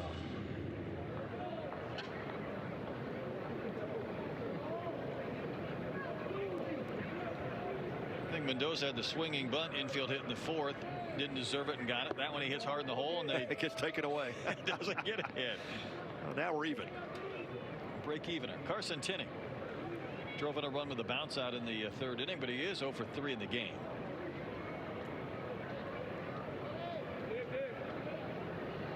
I noticed Ellis had his Bruce Bolt sleeve or sleeve on that throwing arm when he made that play. There it is. Nicely done. There you go. Pink to mix in with the Buckeye red.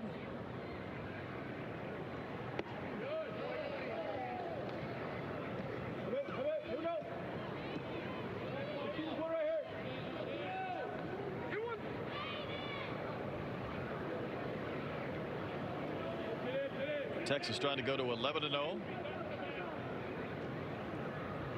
Keep this thing moving in the right direction. Pitch is in there for a strike. More with that sweeping slider in. It's a tough pitch. Starts it in on the elbow of Tinney. Breaks it across the inside part of the plate.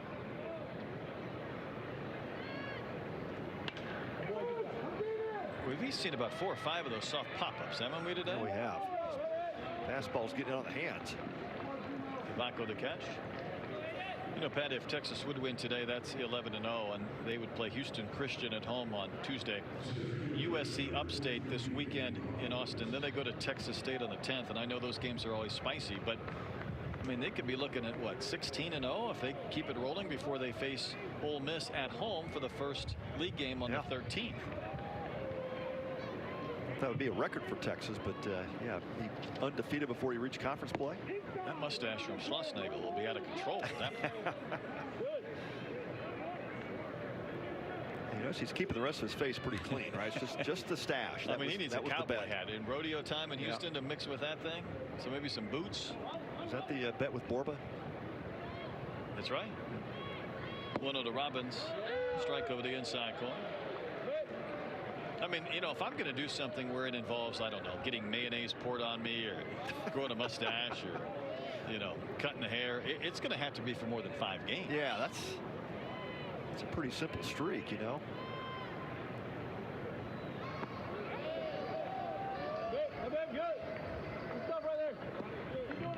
Two and 1 to Robbins. Base is empty here in the top of the 6th inning. Well, the Texas offense has gone pretty quiet since that big outburst in the 3rd. It was pretty quiet yesterday for the most part. The crooked inning in the 1st against Baylor, and then Denver bullpen did a pretty good job against them, and Ohio State bullpen is doing the same.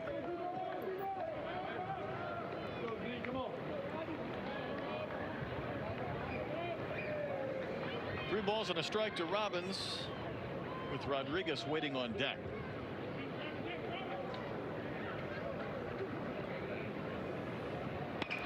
That was in on the hands. What an effort by Zamora. That was Gumby-like, the way he was able to bend backwards. Made the play to end the inning.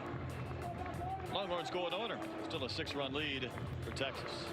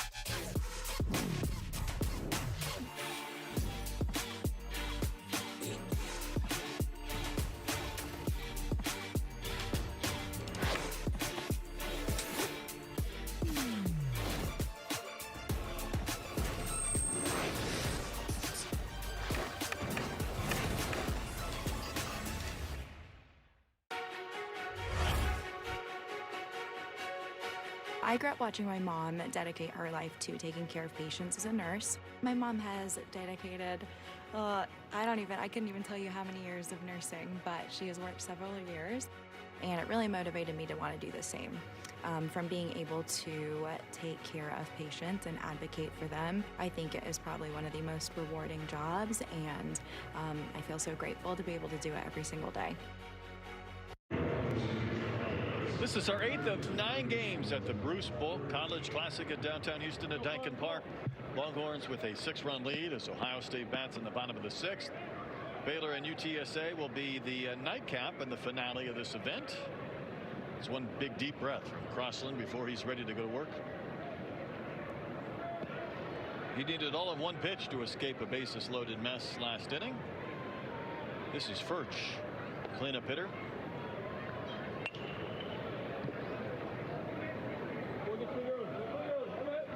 Couple of hits for the Buckeyes, 8 for the Longhorns. All of Texas's runs came in that 3rd inning.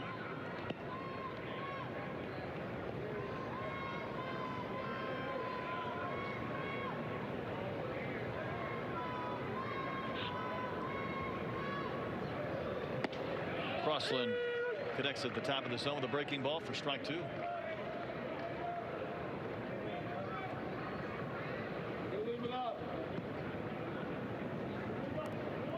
Even the Longhorns have sort of had their way with this event this weekend, Pat. We've seen a couple of pitchers throw twice, and I would imagine there's some guys in the pen that could use some work, but it feels like for the most part that maybe kind of pitching this like you might any other weekend series, even if you were in conference play, where you might lean on a guy to come back and pitch on Friday or Sunday or whatever you need him to do. I think that's the goal too. You know, as much as you want your starters to start getting extended and building that arm strength, going into conference play, you also have to look at the relievers, the roles that they're going to have, and that ball smoked. Hit well to left, and it will land in the Crawford boxes. A home run for Noah Furch, his 3rd of the season. It's a 7-2 game. Yeah, that ball was launched. Crawford seats or not, that ball would have been out of probably every ballpark he's going to play in this year. And he gets to say he did it in the big league ballpark, and that was a no-doubter from Noah Furch. This was up in the air a long time. You see it land in the back row there of the Landry's Crawford boxes.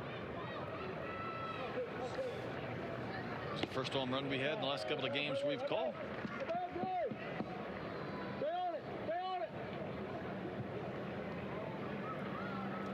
Handshakes and high fives in the dugout. Kazmar is 1 for 2.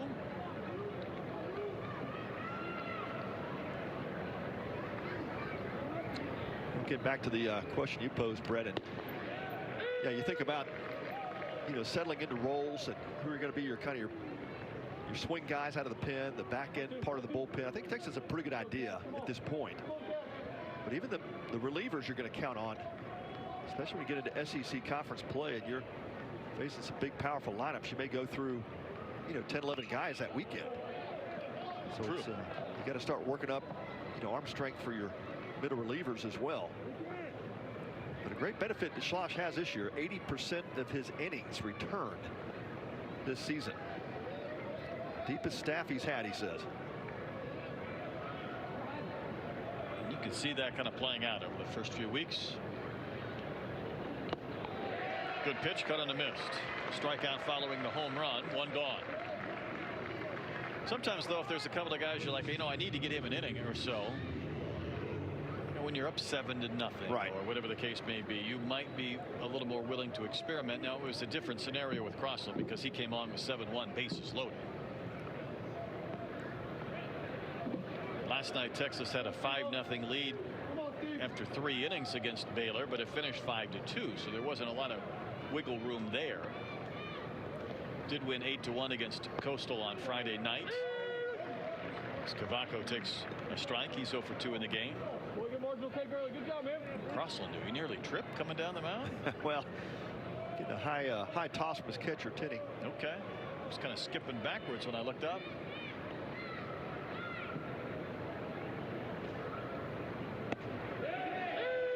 Jumps ahead, 0-2. Good slider there.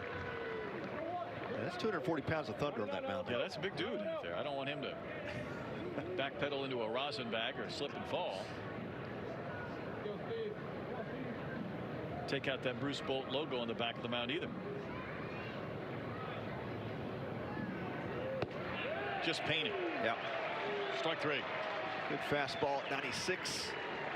Outside corner at the knees.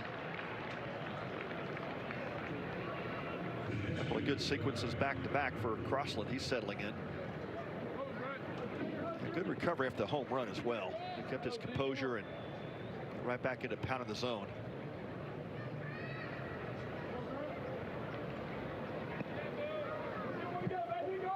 I think Gavaco knew he had been had. This is Mangrum.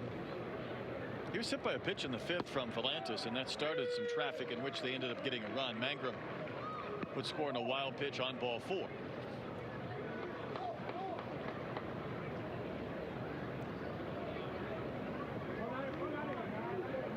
It's such a great benefit, though, when you know who your top 3 starters are. Texas has that solidified. They've got those names written in ink, and then now really it's just a matter of midweek starter, your swing guys, which roles they're going to have. But I mean, that's a challenge for Texas, as you got so many good arms. There's so many choices you've got. Right? It's not like all these roles are solidified the pin quite yet. Might have 1 or 2 more guys emerge as kind of your back end type closers and setup guys. I think you touched on it just a moment ago. I think the efficiency of your weekend rotation means that there's going to be some days or some weekends where they go 6 innings and 80-some pitches where there's not as big of a need. Yeah, not many innings left. Yeah.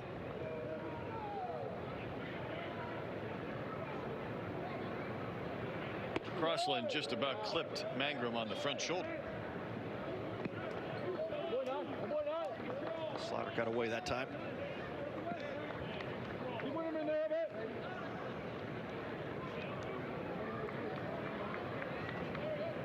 Ohio State chipping away, scored a couple innings back to back now.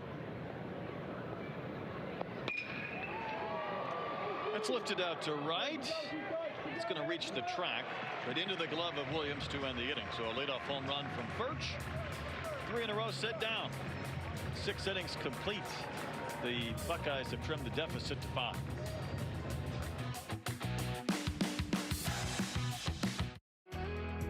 At HEB, we are committed to supporting local Texas farmers and growers, because local means fresh and you can taste the difference. That's why we're so proud to be a part of HEB Texas Roots. My grandfather set roots in Texas decades ago. Through hard work, we learned that care for our grove changes everything, even their flavor. Our oranges are the perfect treat, and our grapefruits, sugar sweet. You could say these are our Texas roots. Life doesn't fit in a box, and neither should your coverage. At Higginbotham, we listen first, because every home, every business, and every person is different. From insurance to HR to financial solutions, we help protect what matters most: your people, your livelihood, and what you're building for the future. That's what it means to put people first. Higginbotham, insurance, HR, and financial services. Inspired by you. Every shot's lively, every shot means something. You know, really kind of got an energy that's different than a lot of the rest of the course.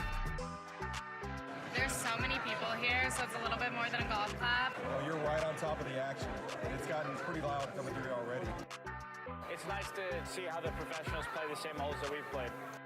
Truly a great experience. It's easily the best hole on the course.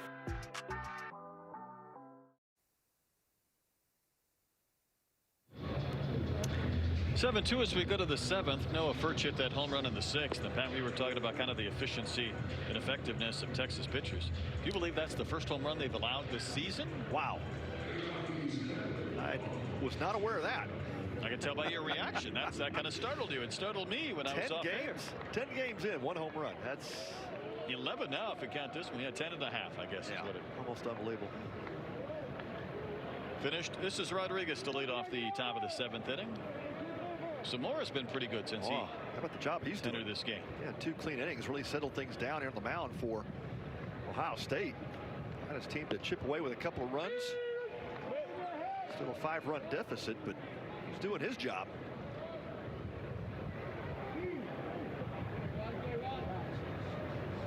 Four, 5, and 6 in the 7th inning. Again, that 7-run third has been it for Texas. So they have kind of put it in park for a little bit. Maybe credit some of these pitchers as well for what they've done to keep them from adding on. When they got that 7-0 lead in the 3rd inning, you know, they might be thinking about the possibility of a 7-inning game, but the Buckeyes have had other ideas.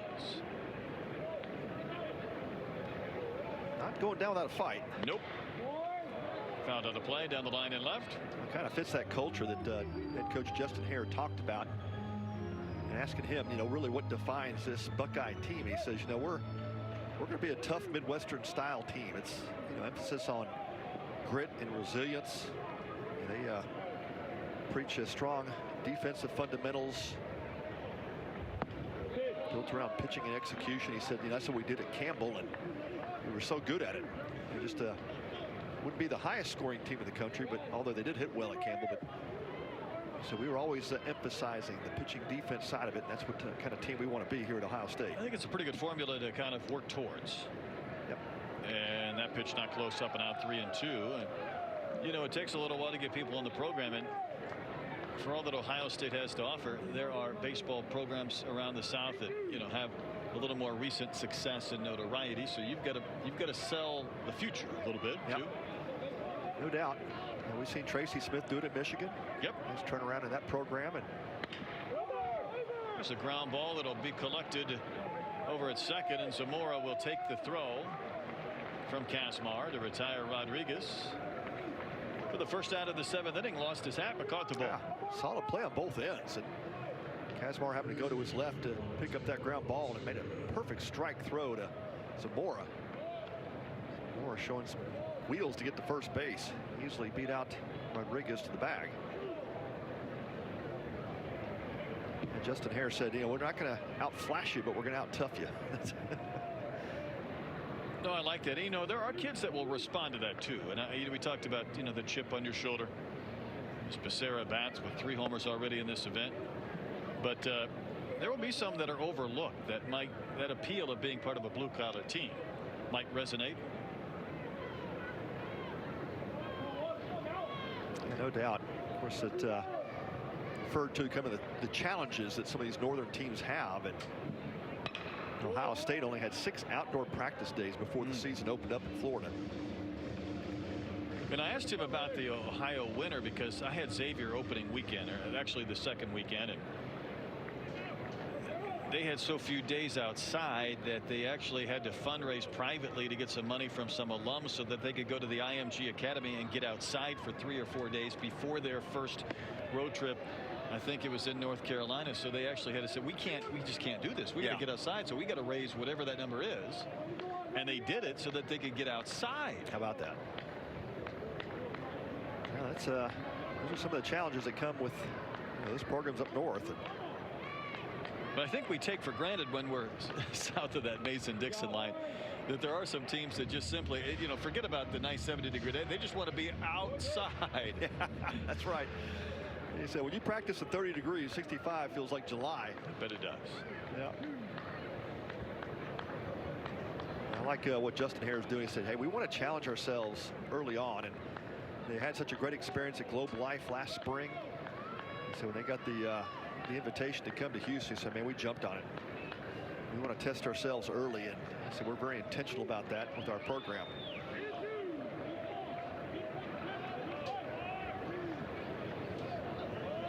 Three and 2 to Becerra. Yeah, but the important part of that is you think about the West Coast teams now that have moved into the Big Ten. That's a completely different conference from a baseball standpoint. Yeah, it feels different. Obviously, the metrics are different as Becerra will walks, and even Ohio State. You know, we're talking about, you know, who's on their schedule, and they've got a trip to Washington in a couple of weeks, but they're going to host UCLA, the top-tier Bruins, this weekend. Yeah. And you know, as much as UCLA and others, some of those West Coast teams have elevated the conference from a baseball standpoint, those Bruins are not going to enjoy Columbus this weekend if the weather is 45, 50 degrees. Yeah. That's right. It'll be a challenge for them. No doubt. And maybe it'll be better than that. But if you're Ohio State, don't you almost want it to be cold? There's a base hit from Pack Jr. into right. So he's 1 for 4 now. A 1-out single will send Becerra to second. He'll hold there. Yeah, I think the wintry conditions will benefit Buckeyes for sure. Nice swing by Pack. His first hit of the game. Texas now up to 9 hits.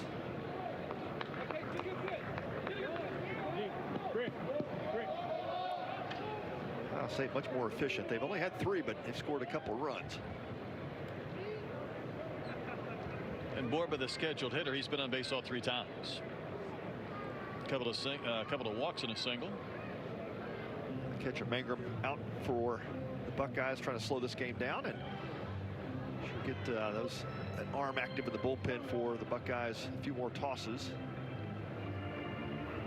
And now we will have a pitching change. Indeed we will. You thought that might be coming. Looks like Andrew Edrington might be the new hurler coming on, but for Texas, a couple of base runners in the top of the 7th inning.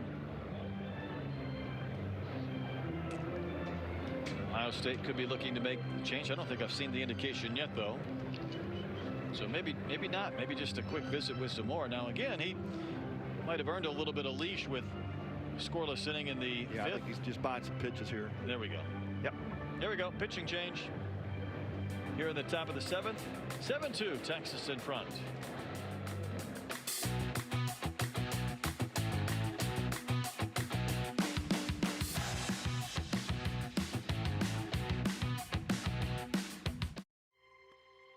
For one momentous month, Houston comes alive to showcase its best. Family, friends, old and new, gather in the heart of Texas to celebrate the spirit of the West. The stadium lights blaze every night, casting shadows on cowboys and cowgirls whose courage shines bright. Here, livestock aren't just animals. They're champions, companions, and a testament to a way of life. From legends who have graced the star-studded stage to the students who have a trail to blaze, more than 90 years of legacy, heritage, and grit are woven in. Rodeo Houston is a part of the fabric of our souls within. The melodies will echo forever in our hearts. To the memories made and the dreams yet to come, long live the Houston Livestock Show and Rodeo. Welcome to the show.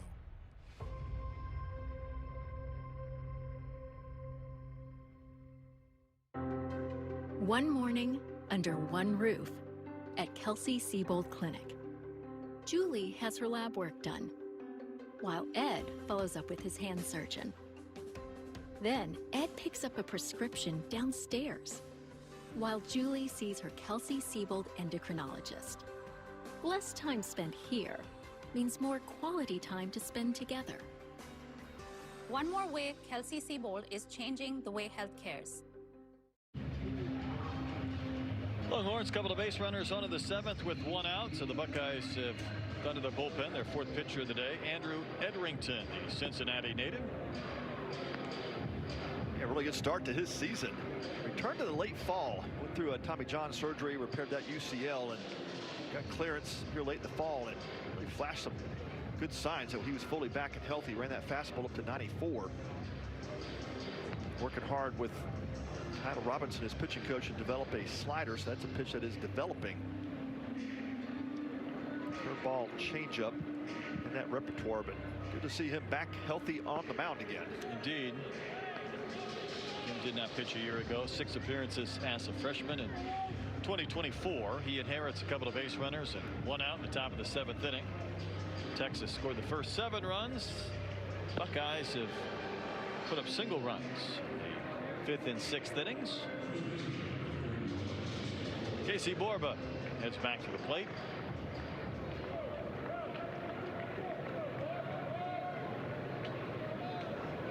So Zamora pretty good, but he's responsible for those 2 base runners. He showed well. 2 in the 3rd innings, gave up the 3 hits, but no runs yet. Edrington can do his job and bail him out of this inning. Edrington make his 4th appearance. Only given up 1 hit. 3 1/3, has punched out 8, walked 3. Opponent's hitting .091 against him.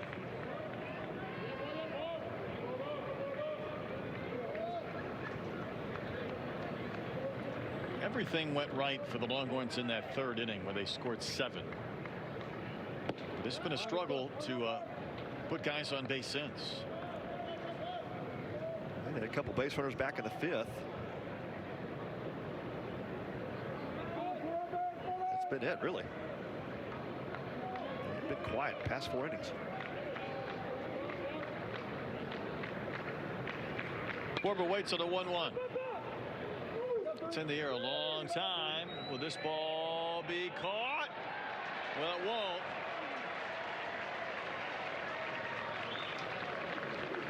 That's a base for everybody. Yeah, that was in no man's land. Cavaco going back, trying to catch that over his shoulder. Noah Furch was pulled way over towards the gap in right center field, and there was just nobody on that line and could get to it. Cavaco had the best shot at it.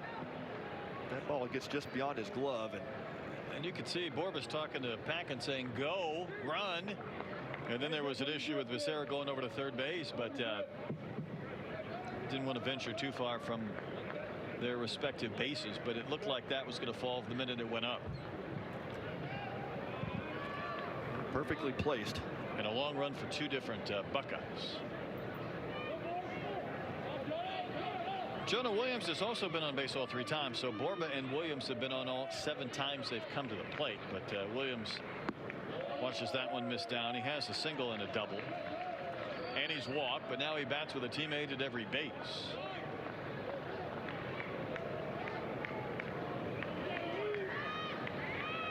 A lot of speed on the base pass for the Horns as well. That's a chopper over the bag. Can they get the force at second? They do. Ellis has made a couple of nice plays today. He had to kind of reverse his course. Now Becerra does score, and Texas gets its 8th run, and Williams gets an RBI. Yeah, nice job by Lee Ellis. That was took a funky hop on him and had to reach back behind him to tag the bag before Borba could arrive. He saved a run just by stabbing that ball before it got to center field. It was a big bounce, and it wasn't that far away from the base either.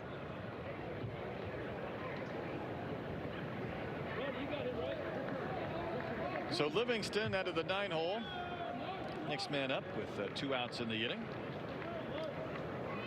He's looking for his first hit today. He's walked and scored. Livingston would like to turn this lineup over for Mendoza, who's on deck. We get a pinch hit, or we do? It's Larson. Yeah, Larson. Pinch hit. Yep. Larson homered back on Friday.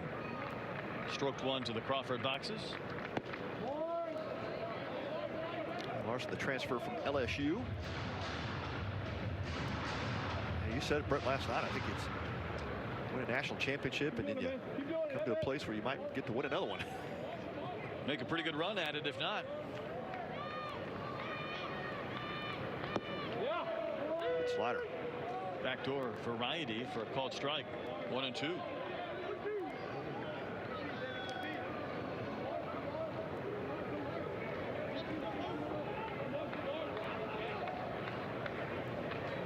Runners on the corners, a run home in the 7th. Off and rolling is Williams, and that one is out into center for a base hit. It'll make it 9-2. Williams will sprint to third, and Livingston delivers with 2 outs and 2 strikes. Or Larson, I should say. Ashton Larson. Nice piece of hitting. Just stayed behind that elevated pitch and drills it to center field. So that lead is back to 7 for Texas. And they get those 2 runs back that they gave up in the 5th and 6th.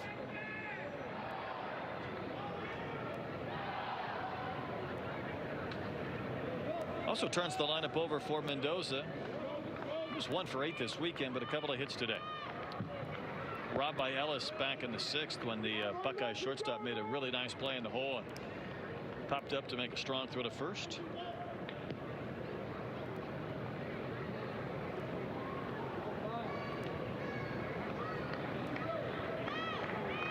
9 runs on 11 hits for the Longhorns. That pitch a little bit up and out. 2 runs on 3 hits for the Buckeyes.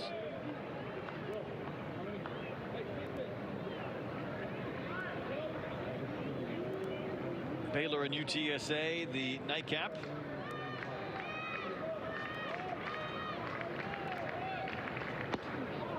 Pitch at the top of the zone.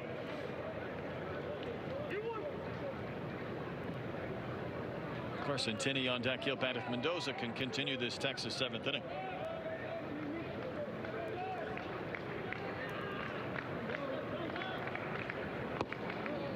Pitch had some arm side run missed in. 3 balls and a strike.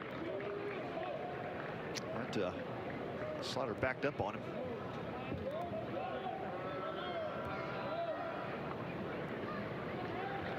Advantage count for Mendoza.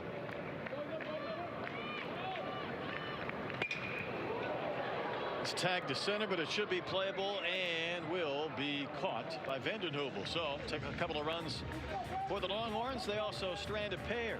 9-2 Texas as we stretch them out from Dyken Park.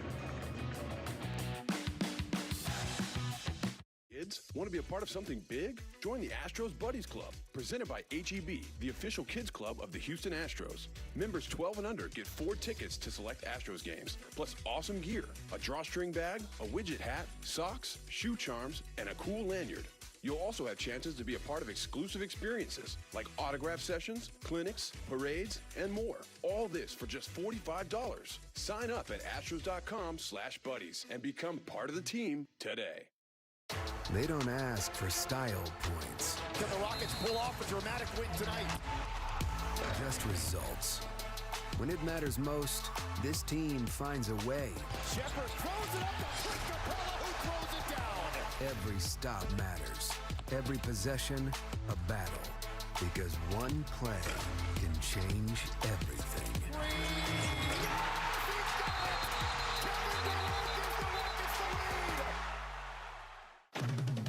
It's back.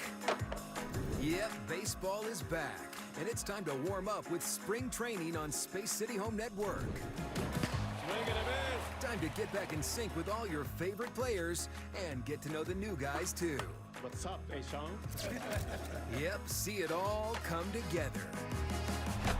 Astros Spring Training is on Space City Home Network. Presented by Whataburger. 7-run lead is back for the Texas Longhorns as the game goes into the bottom of the 7th inning. Horns about to bring on their 3rd pitcher of the game. It's Brody Walls, the freshman from McKinney.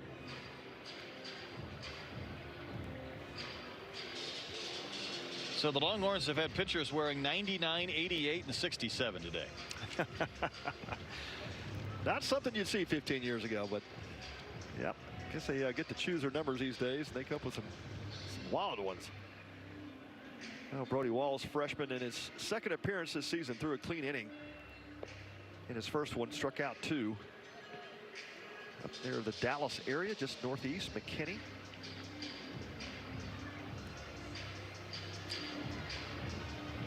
It's a fight for innings in that Texas bullpen this year. Yeah, I think that might continue for a little while, and at least maybe even into conference play. There's a lot of talent up and down, and talking about Texas, we mentioned that the first SEC series will be Ole Miss, and the Rebels were here and probably leaving town a little bit disappointed in their weekend. Yeah, I don't think they expected to be 1-2 by the end of it. Played a classic game last night against Baylor. That game was back and forth all night.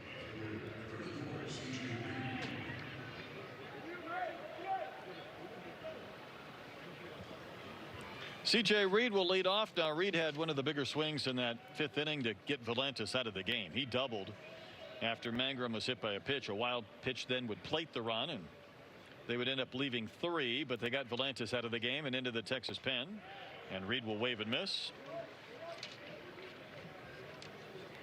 And you'll see Walls bring that 3/4 slot. Good arm action and had a quick arm.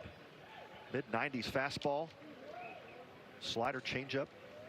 It's like he's almost falling down off the side of the pitching rubber. Yeah, he kind of steps across, a little cross action. You know, he steps to the right of the rubber, kind of cross fires it towards his catcher, and he's already on that side of the rubber. Imagine a really difficult angle for both right-handers and left-handers to pick it up. I would think so.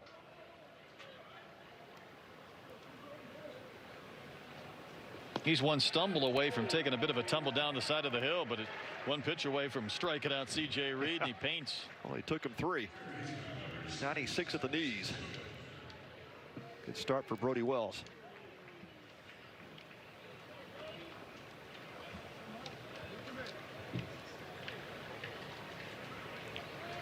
This is Simpson. That athletic build, and pulls those sleeves up.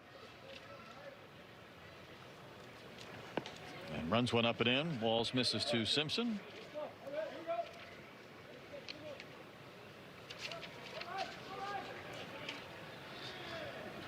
Oh, hey, call a rising fastball a sinker in that situation. Watching the scoreboard here going. It's line right to second. Mendoza didn't have to move, and there's 2 outs.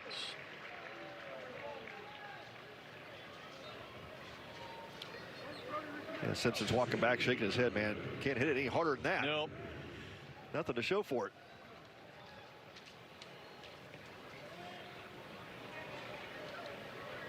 Back to the top of the lineup for Vanden Heuvel.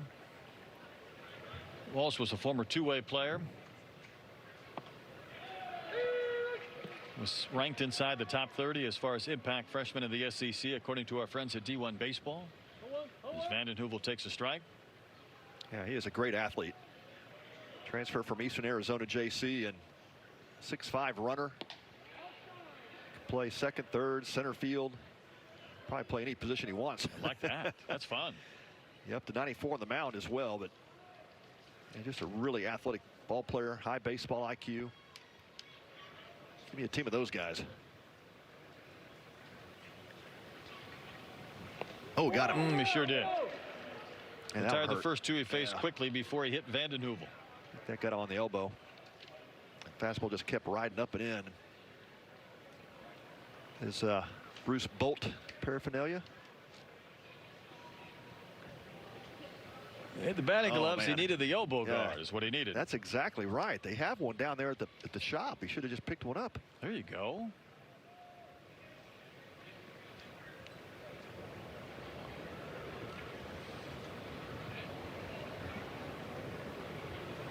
There's absolutely nothing the trainer can do right there other than say, is it broken? Or yeah, because that's going to sting. It's not broken. Yeah, that's going to sting. Well, non-throwing arm. That's good. Still going to hurt. Lee Ellis has made a couple of nice plays defensively. Boy, he is a magician at shortstop, isn't he? He will drop and drive and hit one to deep left center field. The wind will work this back towards the fence, and it'll rattle around amongst the pillars. Ellis is just now getting to second base. He's going to try for 3, and the relay was not handled. What looked like it might be a home run, and then when the ball rattled around, I was thinking for sure 3, but the problem was Ellis was at first. Yeah, he was watching it. He thought he got it. He was back-legged it. He thought he got all of it. And that ball was high up off the wall, but it has to clear that yellow line. Yeah, Ellis Texas botched the relay, too, because they should have had him at third base. Yeah, they did. They tried to cut that ball. It should have been a throw through there. But at this point, I don't even think you should try for 3. But the throw was not handled. And the reaction was the same one I had looking at Mendoza. He said a word that probably can't repeat. Yep, exactly. Well, I don't know if you saw Ellis. He was standing at first base, and that ball went off the wall, and he just turned the jets on. That dude can fly, man. He needed an anchor sliding head first at third base.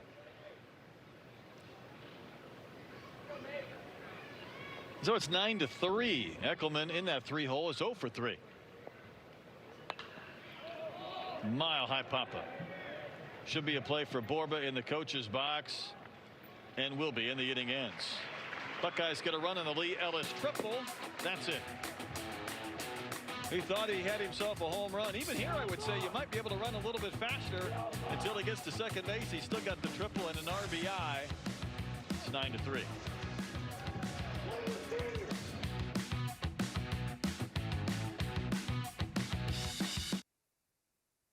Son.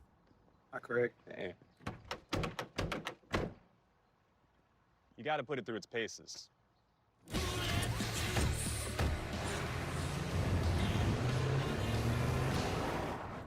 He can take it. Hurry into the Nissan Now sales event featuring Rogue, Pathfinder, and Frontier. Nissan, #1 in new vehicle quality. Now get 0% APR financing for 60 months on Rogue, or get up to $1,750 total bonus cash on Sentra. Our sales are certain to go through the roof. Are you for Imprint certain? Everybody loves space chickens. Don't they?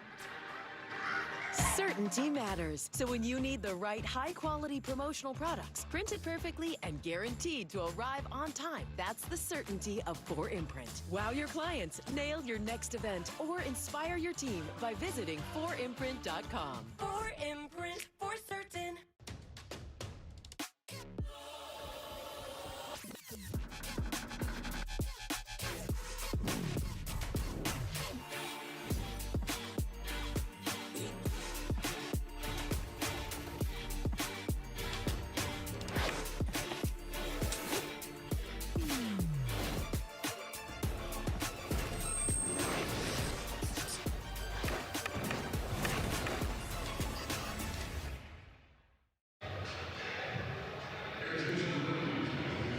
Buckeyes have put a few runs on the board here in the later innings, but we go to the 8th inning. 9-3. Texas in front, and Ohio State going to their bullpen for the 5th time, or bring it on their 5th pitcher. Youngster, he could care less. He's just having a good time playing in the netting. Yes, but it's Jake is. Mahalik. Yeah, Mahalik is, we're told by his head coach Justin Hare, has the best stuff on the team. It is electric. He is a physical 6'3", 270-pound right-hander. And he is up to 98 in the fall with the fastball.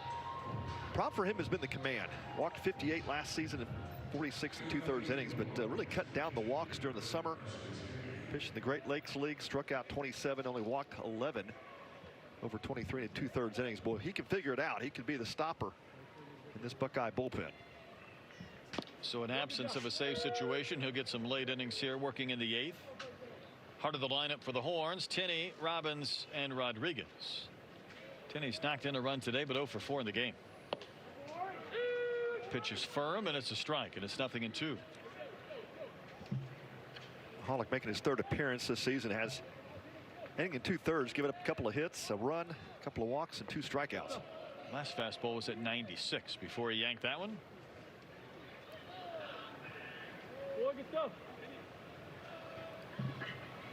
Well, good challenge for him as he'll face the middle of this Longhorn lineup. Can he handle the comebacker? He does, but he couldn't handle the throw.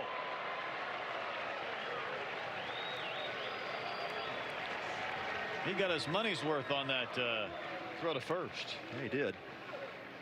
Yeah, he kind of rushed it, had plenty of time to take the step in the throw, and kind of threw off that back foot. That typically doesn't bode too well. Throws typically go high, and that's exactly what he did. Overthrew his first baseman Cavaco, and Tinney will scoot on over to second base. It's not a very big side wall, but it hit it and stayed in play.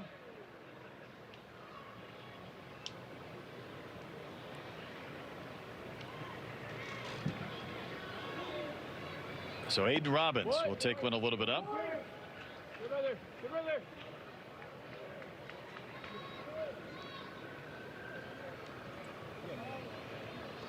Robbins had an RBI single in that 7-run 3rd inning.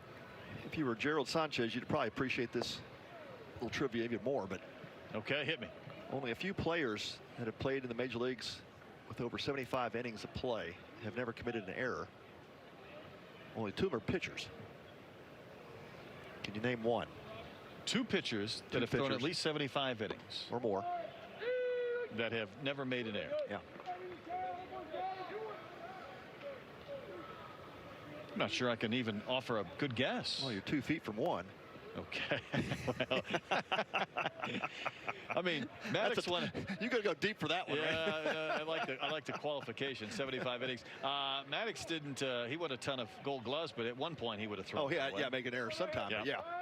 Yeah. How about that? Yeah, he was a Gold Glove winner multiple times on the pitcher's mound. But Jim Cott won a ton. Oh of yeah, those. he was. Yeah, Rick Roden was pretty athletic. 3-1 pitch misses. All right, who's the other? Yeah, I need to look that one up. That's one you only worry about yourself. What a selfish. You don't want to know who you're with on that list? I know the Andrew Jones one. You know, only two players to make it to the big leagues. And it hit every stop of the minors in their very first year of professional baseball. Yeah, including homering in the World Series. Yeah. Right. And then I was the other one. I've got 2 trivias. I only played 3 years in the big leagues. There you go. All right. I hope you didn't have many apartment deposits along the way. Yeah, moved. We did count this one up 32 times in 9 professional seasons. Yeah, that was quite a journey. 32 times? Well, you know, you go from home to spring training, up. You know, you get shuffled around a little bit, as I did after I was recovering from a couple of injuries, and you know, you're doing rehab and all that stuff, right? So, yeah, my poor wife just lived out of a suitcase. I bet she did. That time. That's why they call him the better half. That's exactly right. Adrian Rodriguez doubled into running that third. Yeah, and Robbins did walk, so we've got a couple of horns on the bags. A couple of free base runners. Pitch in there for a strike.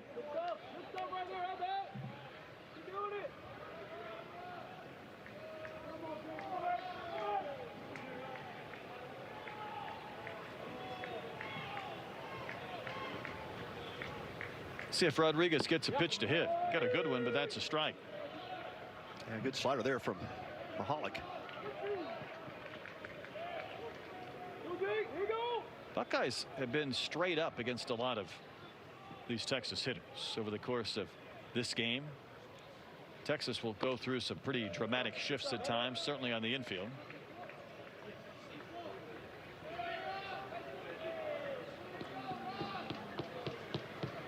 They do have a gap between second and third. They've got Lee Ellis pulled up closer to second base, but he's also got his eyes on that runner, Tenney. Big swing, found right back. Big swing.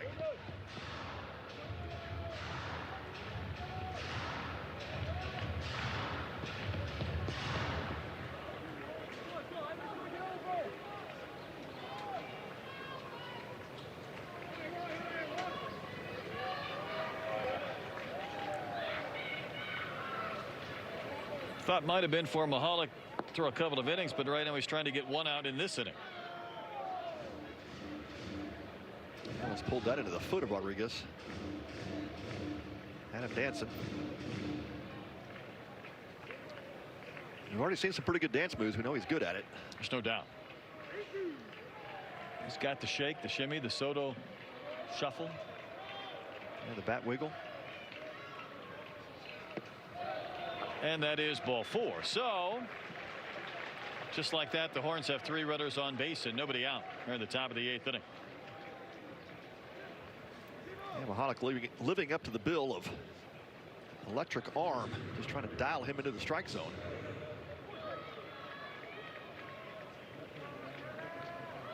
Ty Robinson trying to figure it out as well. You know, sometimes pitchers will kind of fight it once they get some runners on base, and Volantis did that in the 5th.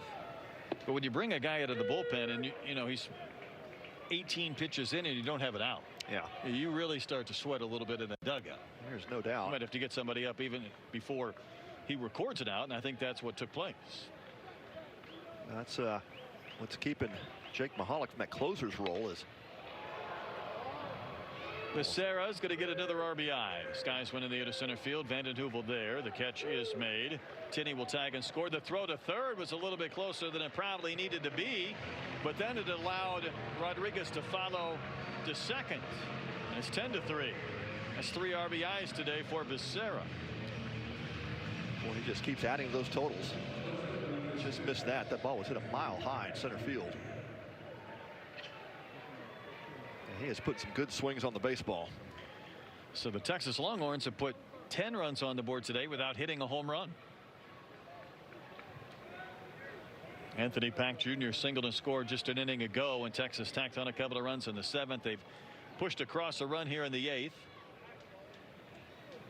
Well, that was a point of emphasis from Jim Schlossnagle. He said, you know, I don't want to have a team to rely on the long ball to win. In fact, we've got guys that can spray the ball around pretty well. That's actually a good sign. Not having hit the bomb today, but posting 10 on the board. Runs over the inside corner for a call strike. Quickly 0-2. Yeah, you'll take it. You know, there are days where you're going to need to pop homers in the SEC to win. You're going to be facing such incredible pitching on a week in and week out basis that stringing together 4 or 5 hits to score 2 or 3 runs in an inning will not be easy. Yeah. Buckeyes had that infield come racing in. They're going to try to take away that 11th run. That just bumps the hitter's average up about 70 points.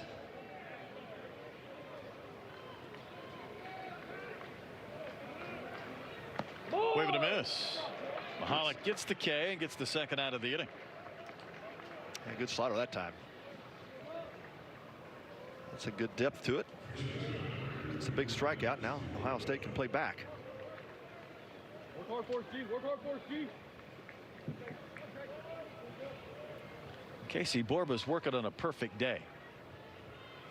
He got the single that was the high pop up that dropped down the right field line back in the 7th. So it's been on all 4 times. Included in that, couple of walks, couple of singles. Take it, Vicky. Here we go. I bet.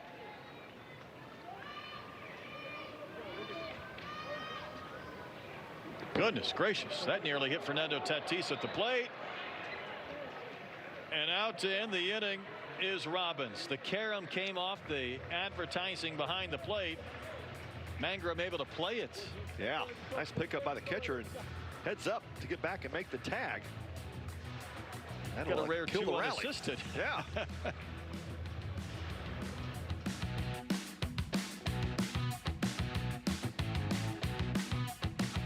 Ohio State. We are the never afraid to innovate teams. The agile, get it done teams. The bold breakthrough teams. And the improve people's lives teams. The more than 10,000 strong research teams. Together, we are the Ohio State University.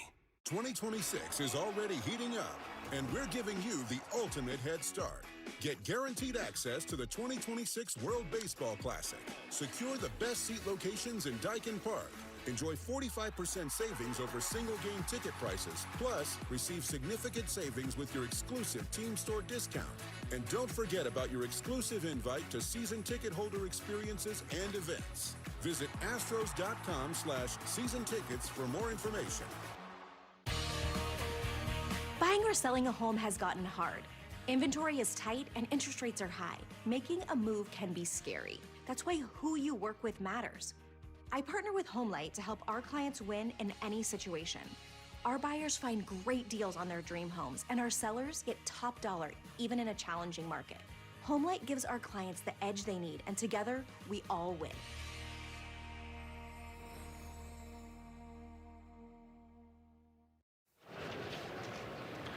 Ball's back to work in the bottom of the 8th. That lead is back to 7. It's been there a couple of different times today for the Longhorns.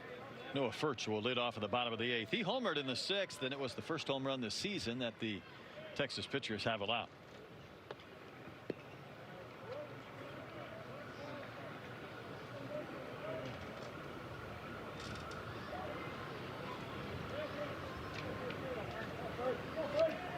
Volantis, Crossland, and Walls, the 3 pitchers used by the Longhorns. Buckeyes have used 5 today.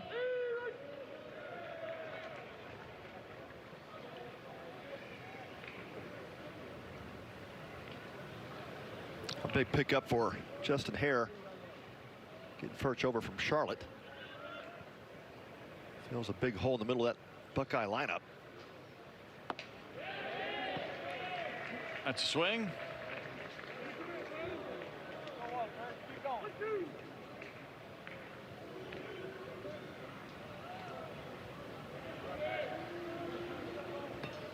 Walls continues to work from the far third base side of the rubber, then will twist and spin and throw and get the wave and a miss. Yeah, nasty front door slider and just tied up Furch. Must feel like it's coming from behind you as a right-handed hitter. That is just a wicked angle.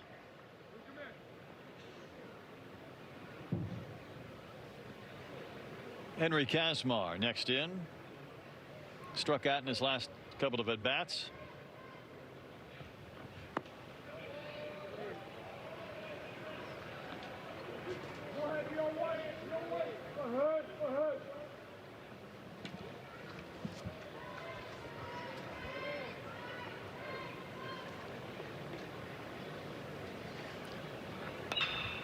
Boy, that is smoke but foul outside of first. These teams had actually met 10 times prior to today, which I found a little bit interesting. You think they might be outside the region, would not have played, but Texas led the series 9-1 coming in. Last time they met was back in 2004.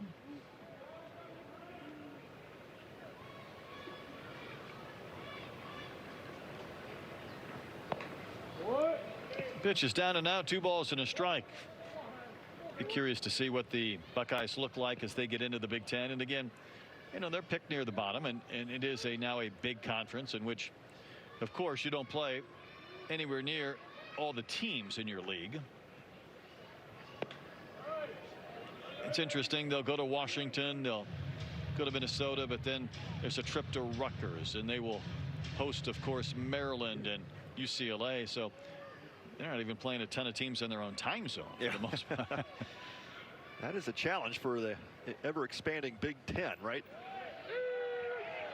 Honestly, for baseball, it's too big, and the pitch in there for a strike. Not that the ACC isn't, but you know, I think we're seeing it this year. For example, in the SEC baseball, it used to be the divisions. You had the East and the West, and you know, LSU would play Arkansas every year, and Ole Miss and Mississippi State. Well, now you've lost those. You protected a couple of rivals. And that's ball 4. That was not a competitive 3-2 pitch, and Kazmar will walk. But you know, it's weird. You get to the end of the year, and you know, there's a possibility you played the really good teams, but didn't play a couple of the teams you'd like to get some wins against, or vice versa. And then, you know, you're trying to still kind of identify some type of conference champion with a very imbalanced schedule. Yeah, that's the additional challenge, right? You bring new teams in. Now you've got to redo the schedules that you had probably set from 2 or 3, 4 years ago. And there's a jumbled mess right now, but hopefully we'll settle down.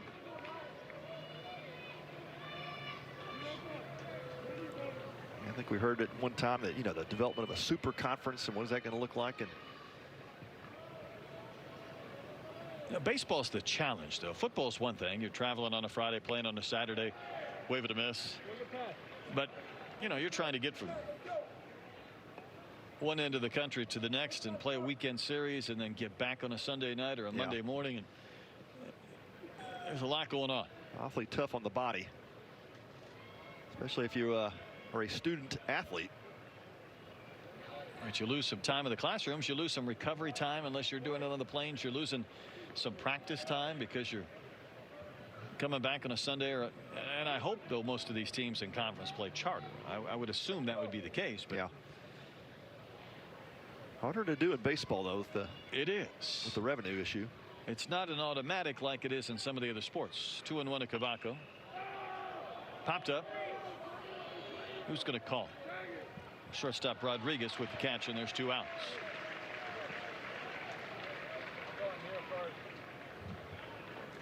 That's you referenced earlier, Justin Hare not choosing to play midweek games early in the season, which actually hurts their development.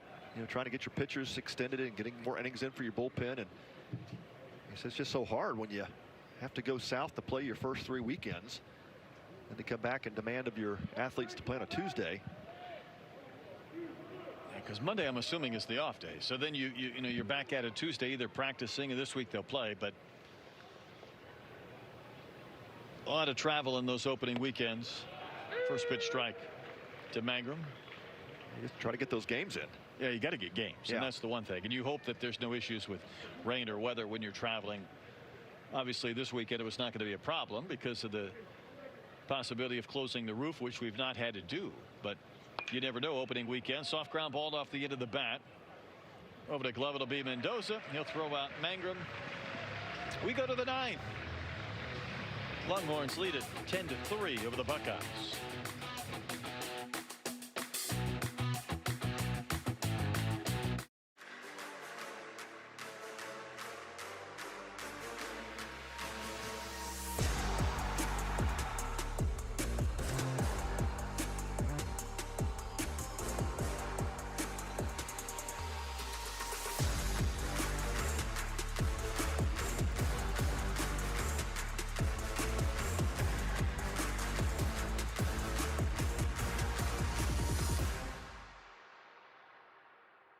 Hey, H-Town, I've been waiting for it, you've been waiting for it, and now it's here. They finally climbed that hill! Catch your Rockets and Astros games for just $19.99 per month, or sign up all year for $199.99.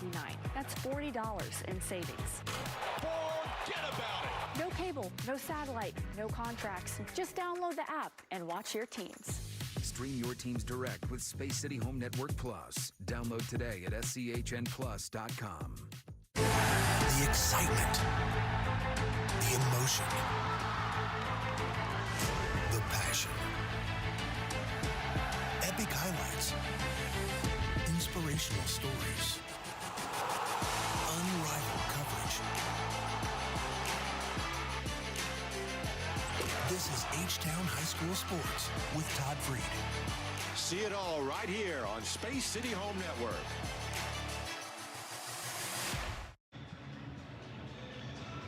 Just kind of a comfortable day at the old ballpark, but the Longhorns have enjoyed it more with the 10-3 lead as we go to the top of the ninth inning.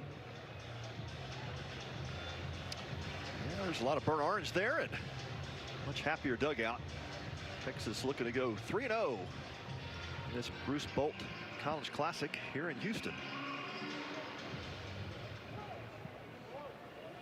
Casey Borba was at the plate when it looked like there was going to be a wild pitch, but it hit the backstop, and Mangrum played it and tagged out Robbins at the plate.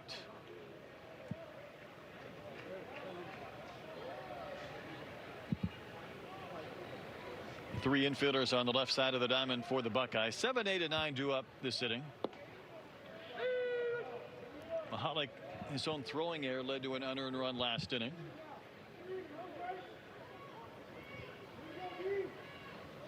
Yeah, it could have been worse. That wild pitch. That's right. Perfect carom back to his catcher, Grant Mangrum. It was so far off the mark that it didn't hit a catcher or an umpire and hit the Fernando Tatis right. advertisement and propelled back.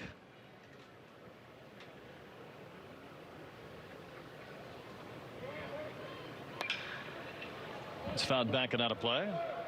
You know, you saw that shot from behind home plate of Fernando Tatis with the Bruce Bolt advertisement, and then you saw Nick Kurtz on the right side. Well, it was Kurtz who had a 4-homer game here. Ah, good memory. There's Kurtz. Yep. 1-2 to Borba. That's laced out to the gap to right center field. Vanden Heuvel will not get there. It's going to stick against the base of the fence, and Casey Borba has been on base all 5 times today. Yeah, what a day. Couple of singles, a double, 2 walks.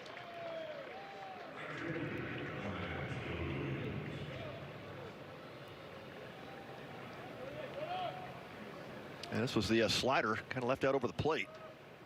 It's a nice swing going with that pitch. Stuck there at the National Car Rental sign and base of the Ohio State bullpen.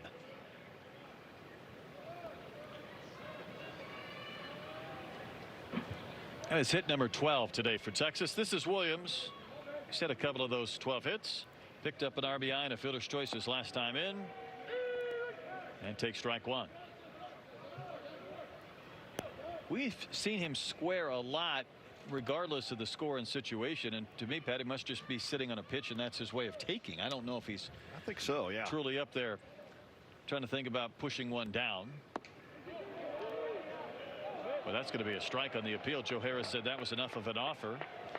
Williams was trying to get out of the way of that back foot breaking ball. Started that swing and then was hopping. Joe Harris said nope, he went around.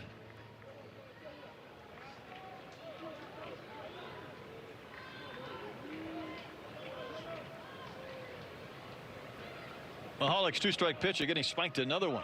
Oh, good pickup. Yeah, real good pickup. Mangrum had to slide all the way across. You saw him sit up outside corner and came into the left-handed batter's box.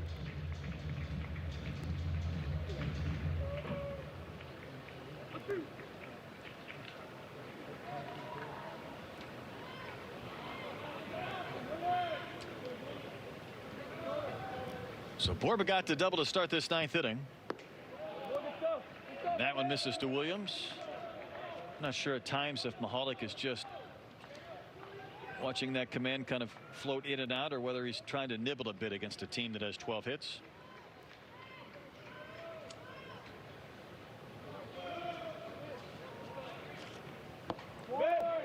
Wave and a miss.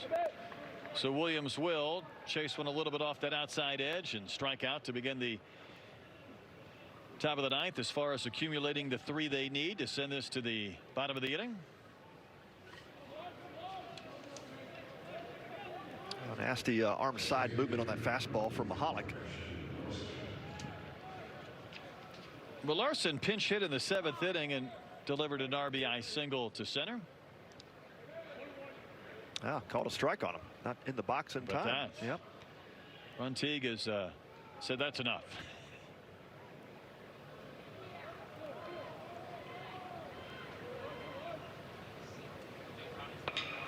Soft ground ball to the right side. Someone needs to cover. That'll be Mahalik. He'll take the throw from Cavaco. And there's 2 gone as Borba advances to third base.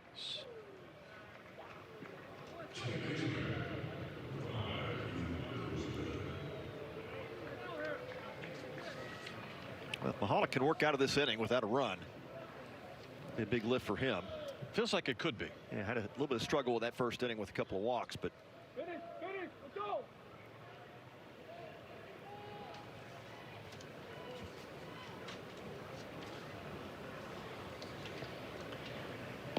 Back to the top of the lineup for the 6th time in Ethan Mendoza. Trying to pick up his 3rd hit. 3 hits in all over this weekend of the 3 games, which are trending towards 3 Texas victories. There's another one of those that he really yanked.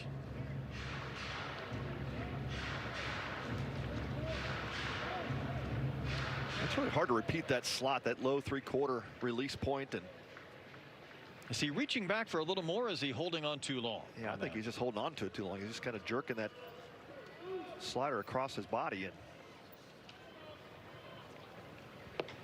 there's a good one. Spins a run on the outside corner.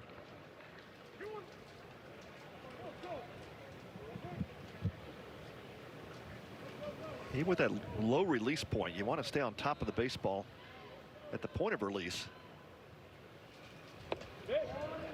Back-to-back good ones. I corrected it twice in a row, and that's where you get the depth on that pitch. You know, if you get around it, tends just to slide across and gets flat.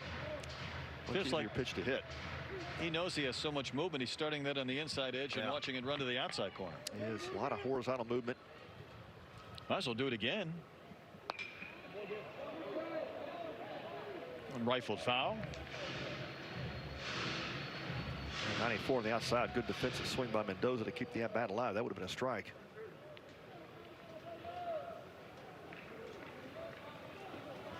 I ain't go back to that slider.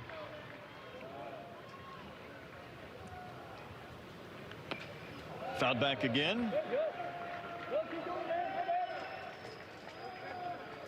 Texas with 10 runs on 12 hits, but they've only scored in 3 innings. Obviously 7 in the 3rd was the big frame that kind of set the Longhorns on this path. Are we going to review maybe a catcher's interference?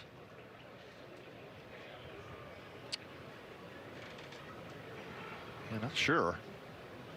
It's kind of an odd swing from Mendoza. I might have to see that one again if maybe he hit the glove of Mangrum. That's got to be what they're looking at.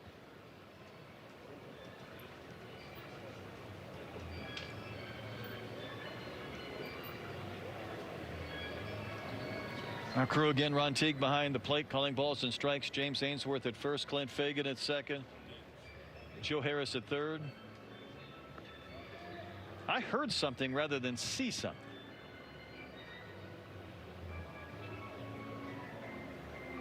It's a fastball outside corner. You see Mangrum set up inside, but it's drifted out across the plate.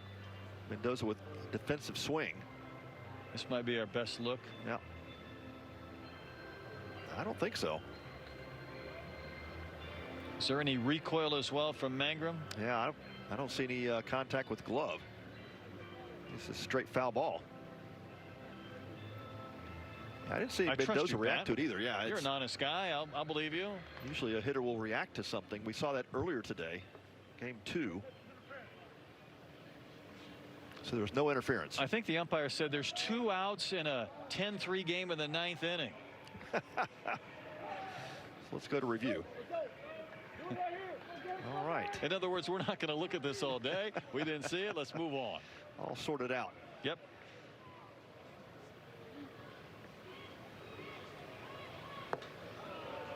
He's down and out. Count's gone full.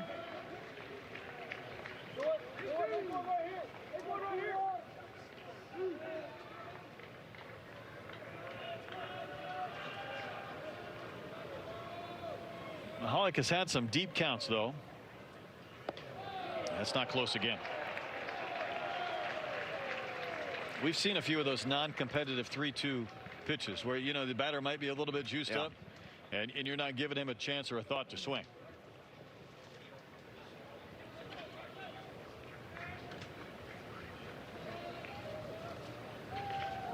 Mendoza on for the 3rd time today.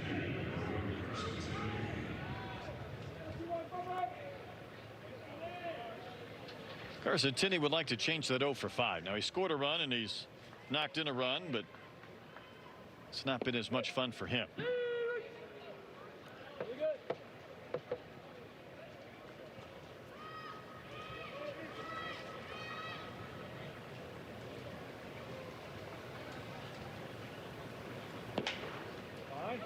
Well, I tell you what, Pat, it's about every second or third pitch that he is just yanking. Yeah.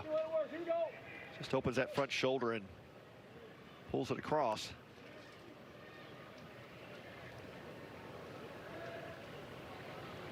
Just not very consistent with that slot. Should be a swing on the appeal. Nope, doesn't need an appeal. Ron Teague says yes. Good enough for a swing. Yep.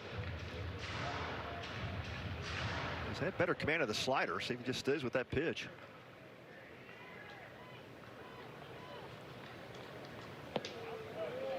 Runs that one a little bit up and out.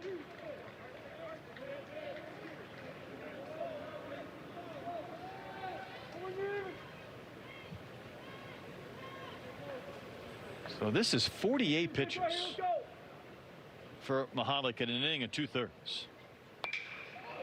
That one's drilled to right, but maybe off the end of the bat. And there is Furch to make the catch, and Tinney will fly out. Longhorns strand a pair. Buckeyes come to bat in the bottom of the 9th, down by 7.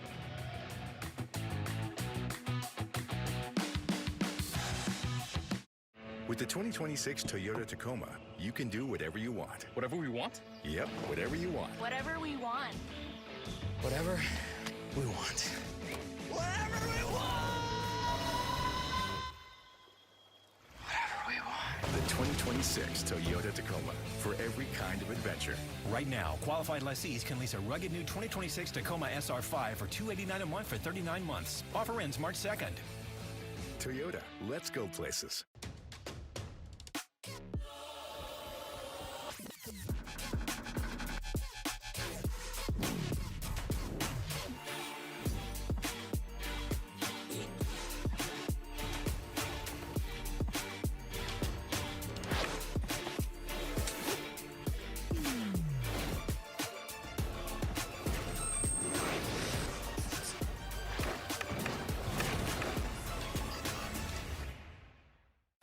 Vacationing is an art, and the Palm Beaches are your canvas.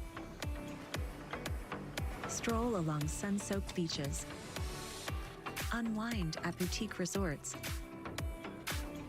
explore hidden and not so hidden gems. Here you'll discover a lifestyle that's nothing short of a masterpiece. Curate your perfect collection of experiences in the Palm Beaches. Not sure if he's asleep or not, Pat. No, there was a little twitch. Maybe he's waiting for Baylor and UTSA coming up next.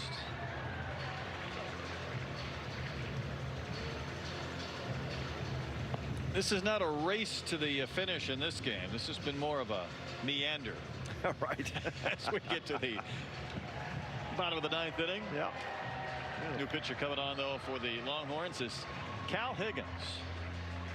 Not too far behind, though. The final game, if you get that one started 30 minutes late, I think you could live with that, right? Well, you're leaving for Dallas. I am. You don't care. You could care less. I'm trying to keep our television programming on schedule. There you go. You know, Cal Higgins, Western Kentucky transfer, now takes the rubber for Texas. Making his third appearance. 2 1/3 innings, has given up only 1 hit. Has walked 4, struck out 3.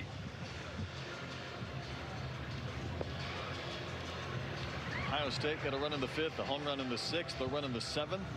Did not score in the 8th. A new hitter for Ohio State. Higgins from Kearney, Nebraska. Is that Western Kentucky?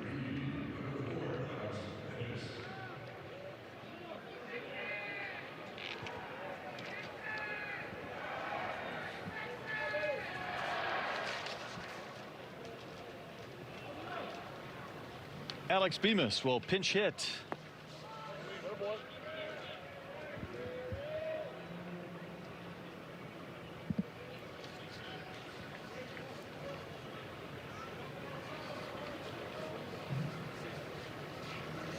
Opportunity for the Buckeyes to run a couple of guys out there and maybe get some opportunities in this ninth. We'll see.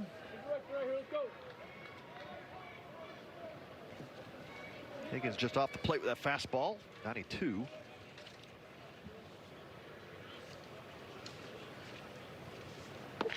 A pitch at the bottom of the zone for a called strike. Yeah, good arm side run. A changeup is a out pitch for him as well. Bemis is 4 for 25 on the season, so he's had some playing time. Knocked in a run. He'll wave and miss. Nice slider back door.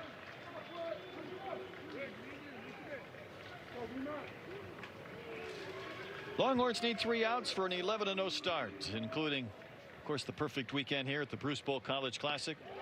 There's one of those. Wave and a miss. Yeah, good start for Higgins. Good breaking ball down and in. And Bemis swings over the top. Higgins last year as a senior at Western Kentucky had 22 appearances, an ERA sub-2, 6 saves. You like the 52 Ks and 11 walks in 43 innings.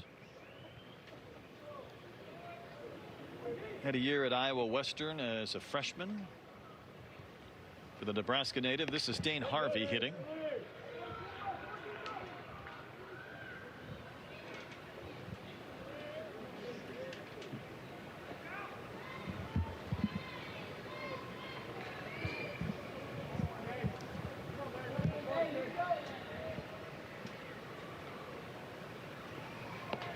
Is that a swing at Harvey? It is. And again, could not hold back. Harvey's 0 for 6 on the year with a run batted in.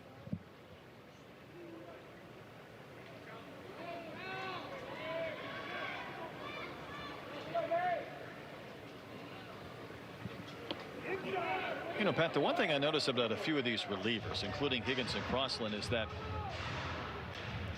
when they come set, that glove is right up against their chest. Yeah. Is that by design, do you think? Might be. Yeah, I don't know if that's something they've been taught or just something they come up with, but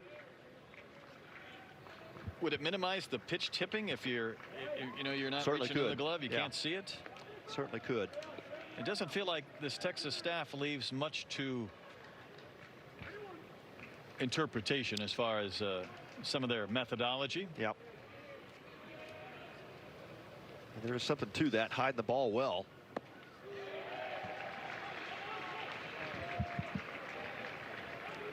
I don't know if you feel like you're tightened up just a bit where you're not, getting that arm swing or whatever it may be out of that. As long as you keep those hands situation. relaxed, yeah. That's the key. Even though you kind of keep that glove tight, keep that throwing arm relaxed. That's a base hit. So Harvey singles out to right. Good job. Got the full count, breaking ball, and stayed right on it. Buckeye dugout enjoys that.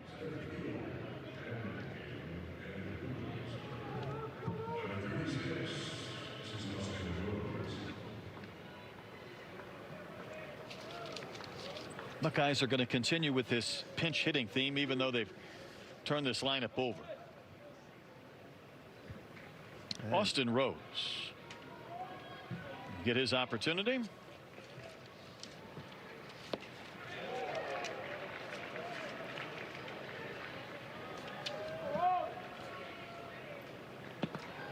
Rose is 0 for 4, so Harvey got his first hit in 7 at-bats. Rose probably would love to do the same thing.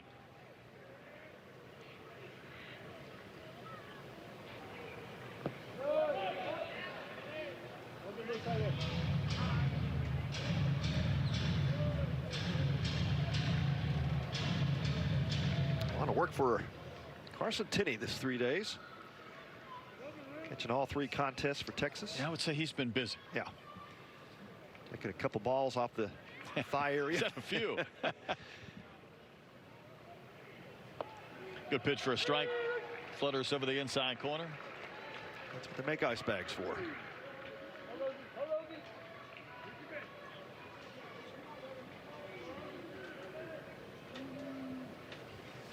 So 1 on, 1 out in the bottom of the 9th. And the pitch to Rose a little bit in.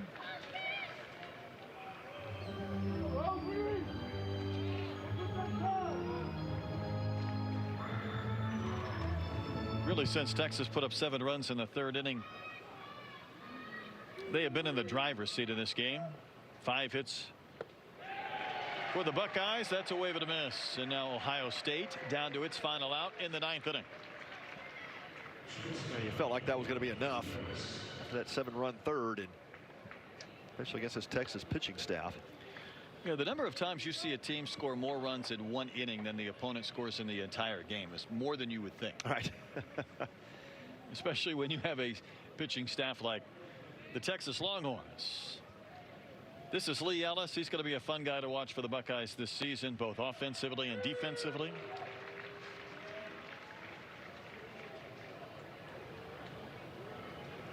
Yeah, that's a guy that's going to get a chance at the next level, and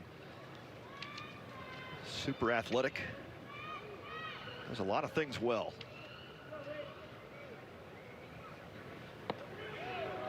Takes a strike. Ohio State down to its final strike. Yeah, 4 hits this weekend. A couple of runs batted in for Ellis. A couple of really good defensive plays as well.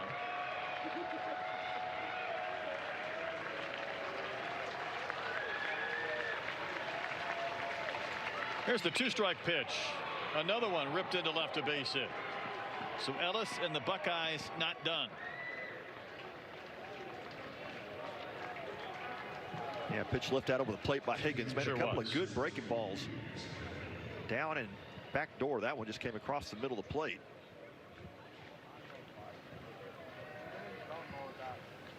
Ellis with his 2nd hit of the game had that triple back in the 7th.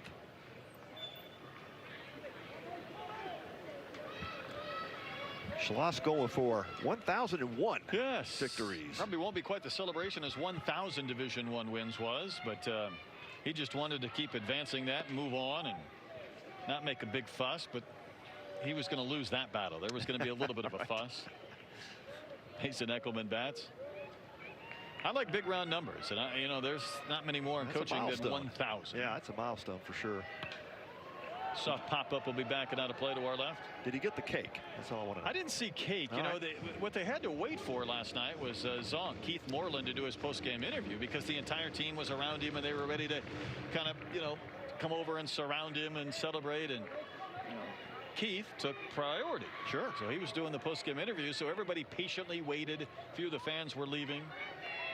Put it up on the big board, and Bob Ford did a public address announcement for those that stuck around. So that was a nice moment, but they didn't want to make the announcement when Schloss was involved with something. Understand that. 2-1 to Eckelman. Almost got him. Yeah, it did.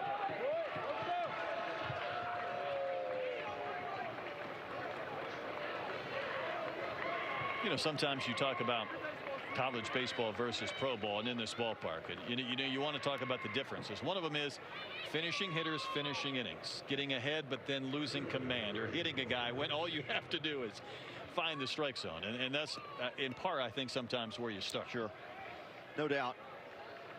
You know, the staff that is as good and deep as this one is, and you're fighting for innings, and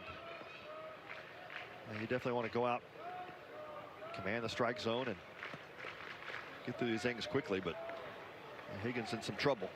Rick Vaughn was warming up without a hat on out there in the bullpen, but wild thing. But you know, the last thing Texas wanted to do was get somebody up in the 9th inning of a 10-3 game with 2 outs.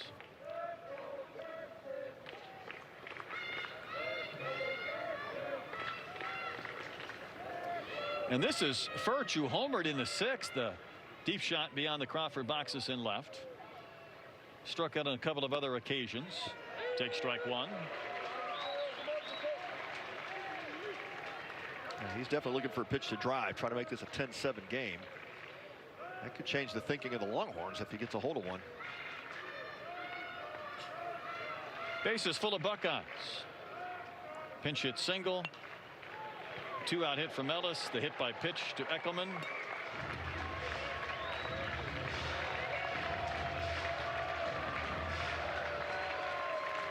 Ohio State down to its final strike and out in the 9th inning.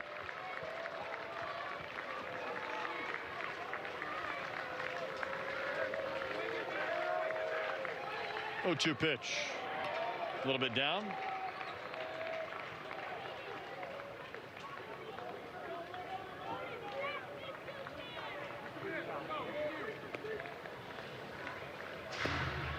Higgins, one of 4 pitchers used today by the Texas Longhorns, and these Texas fans that have stuck around throughout, up on their feet, trying to root on an 11-0 start. Just missed downstairs.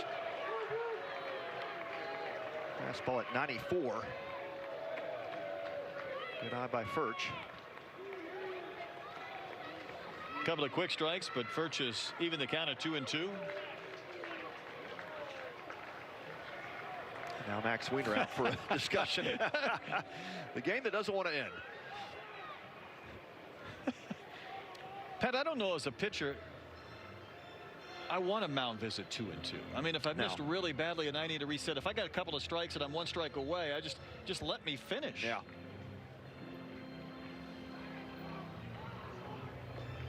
It's like being at the free throw line and your coach says, hey, call timeout. I'm like, wait a minute, I'm right here. I mean, give me the ball. Yep. I'll make the free throw. Let me just prove it up. I'll show you I can do it.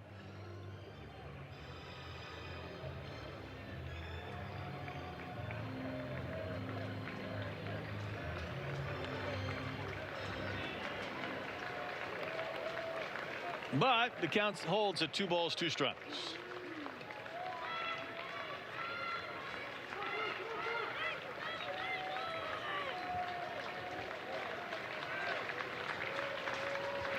Higgins ready in the next pitch. Grounded sharply to short. The force at second was close, but that's the out. That's the game. Texas wins it 10-3. And Pat, that's an 11-0 start for the Texas Longhorns. Yeah, really impressive all weekend. You know, Brett, you talked about that run differentials. Not just that they're winning games, they're winning games with these wide margins. So, in the resume of the Texas Longhorns improves this weekend. They came in as the #3 ranked team in the country. See what happens to the rankings, but they are playing every bit of a top 5 nationally ranked team. 20 men left on base in this game. A 10-3 Texas win. Pat has always enjoyed it. We'll do this again down the road sometime soon, if not next year. Love it, Brett. Always a pleasure. Great weekend of baseball. Nightcap coming up, UTSA versus Baylor. Indeed, Brian Bogusevic will be along with me, and that'll do it for Game 2. For Pat Combs and our crew, I'm Brett Dolan. 10-3. Texas takes down Ohio State. So long for now. We'll be back, I would imagine, at 6:30 for the finale of the Bruce Polk College Classic.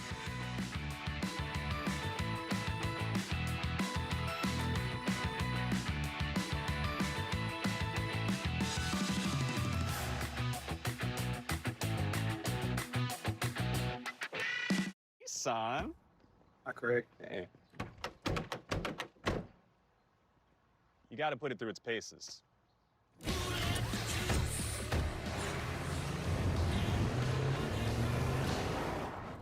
He can take it. Hurry into the Nissan Now sales event featuring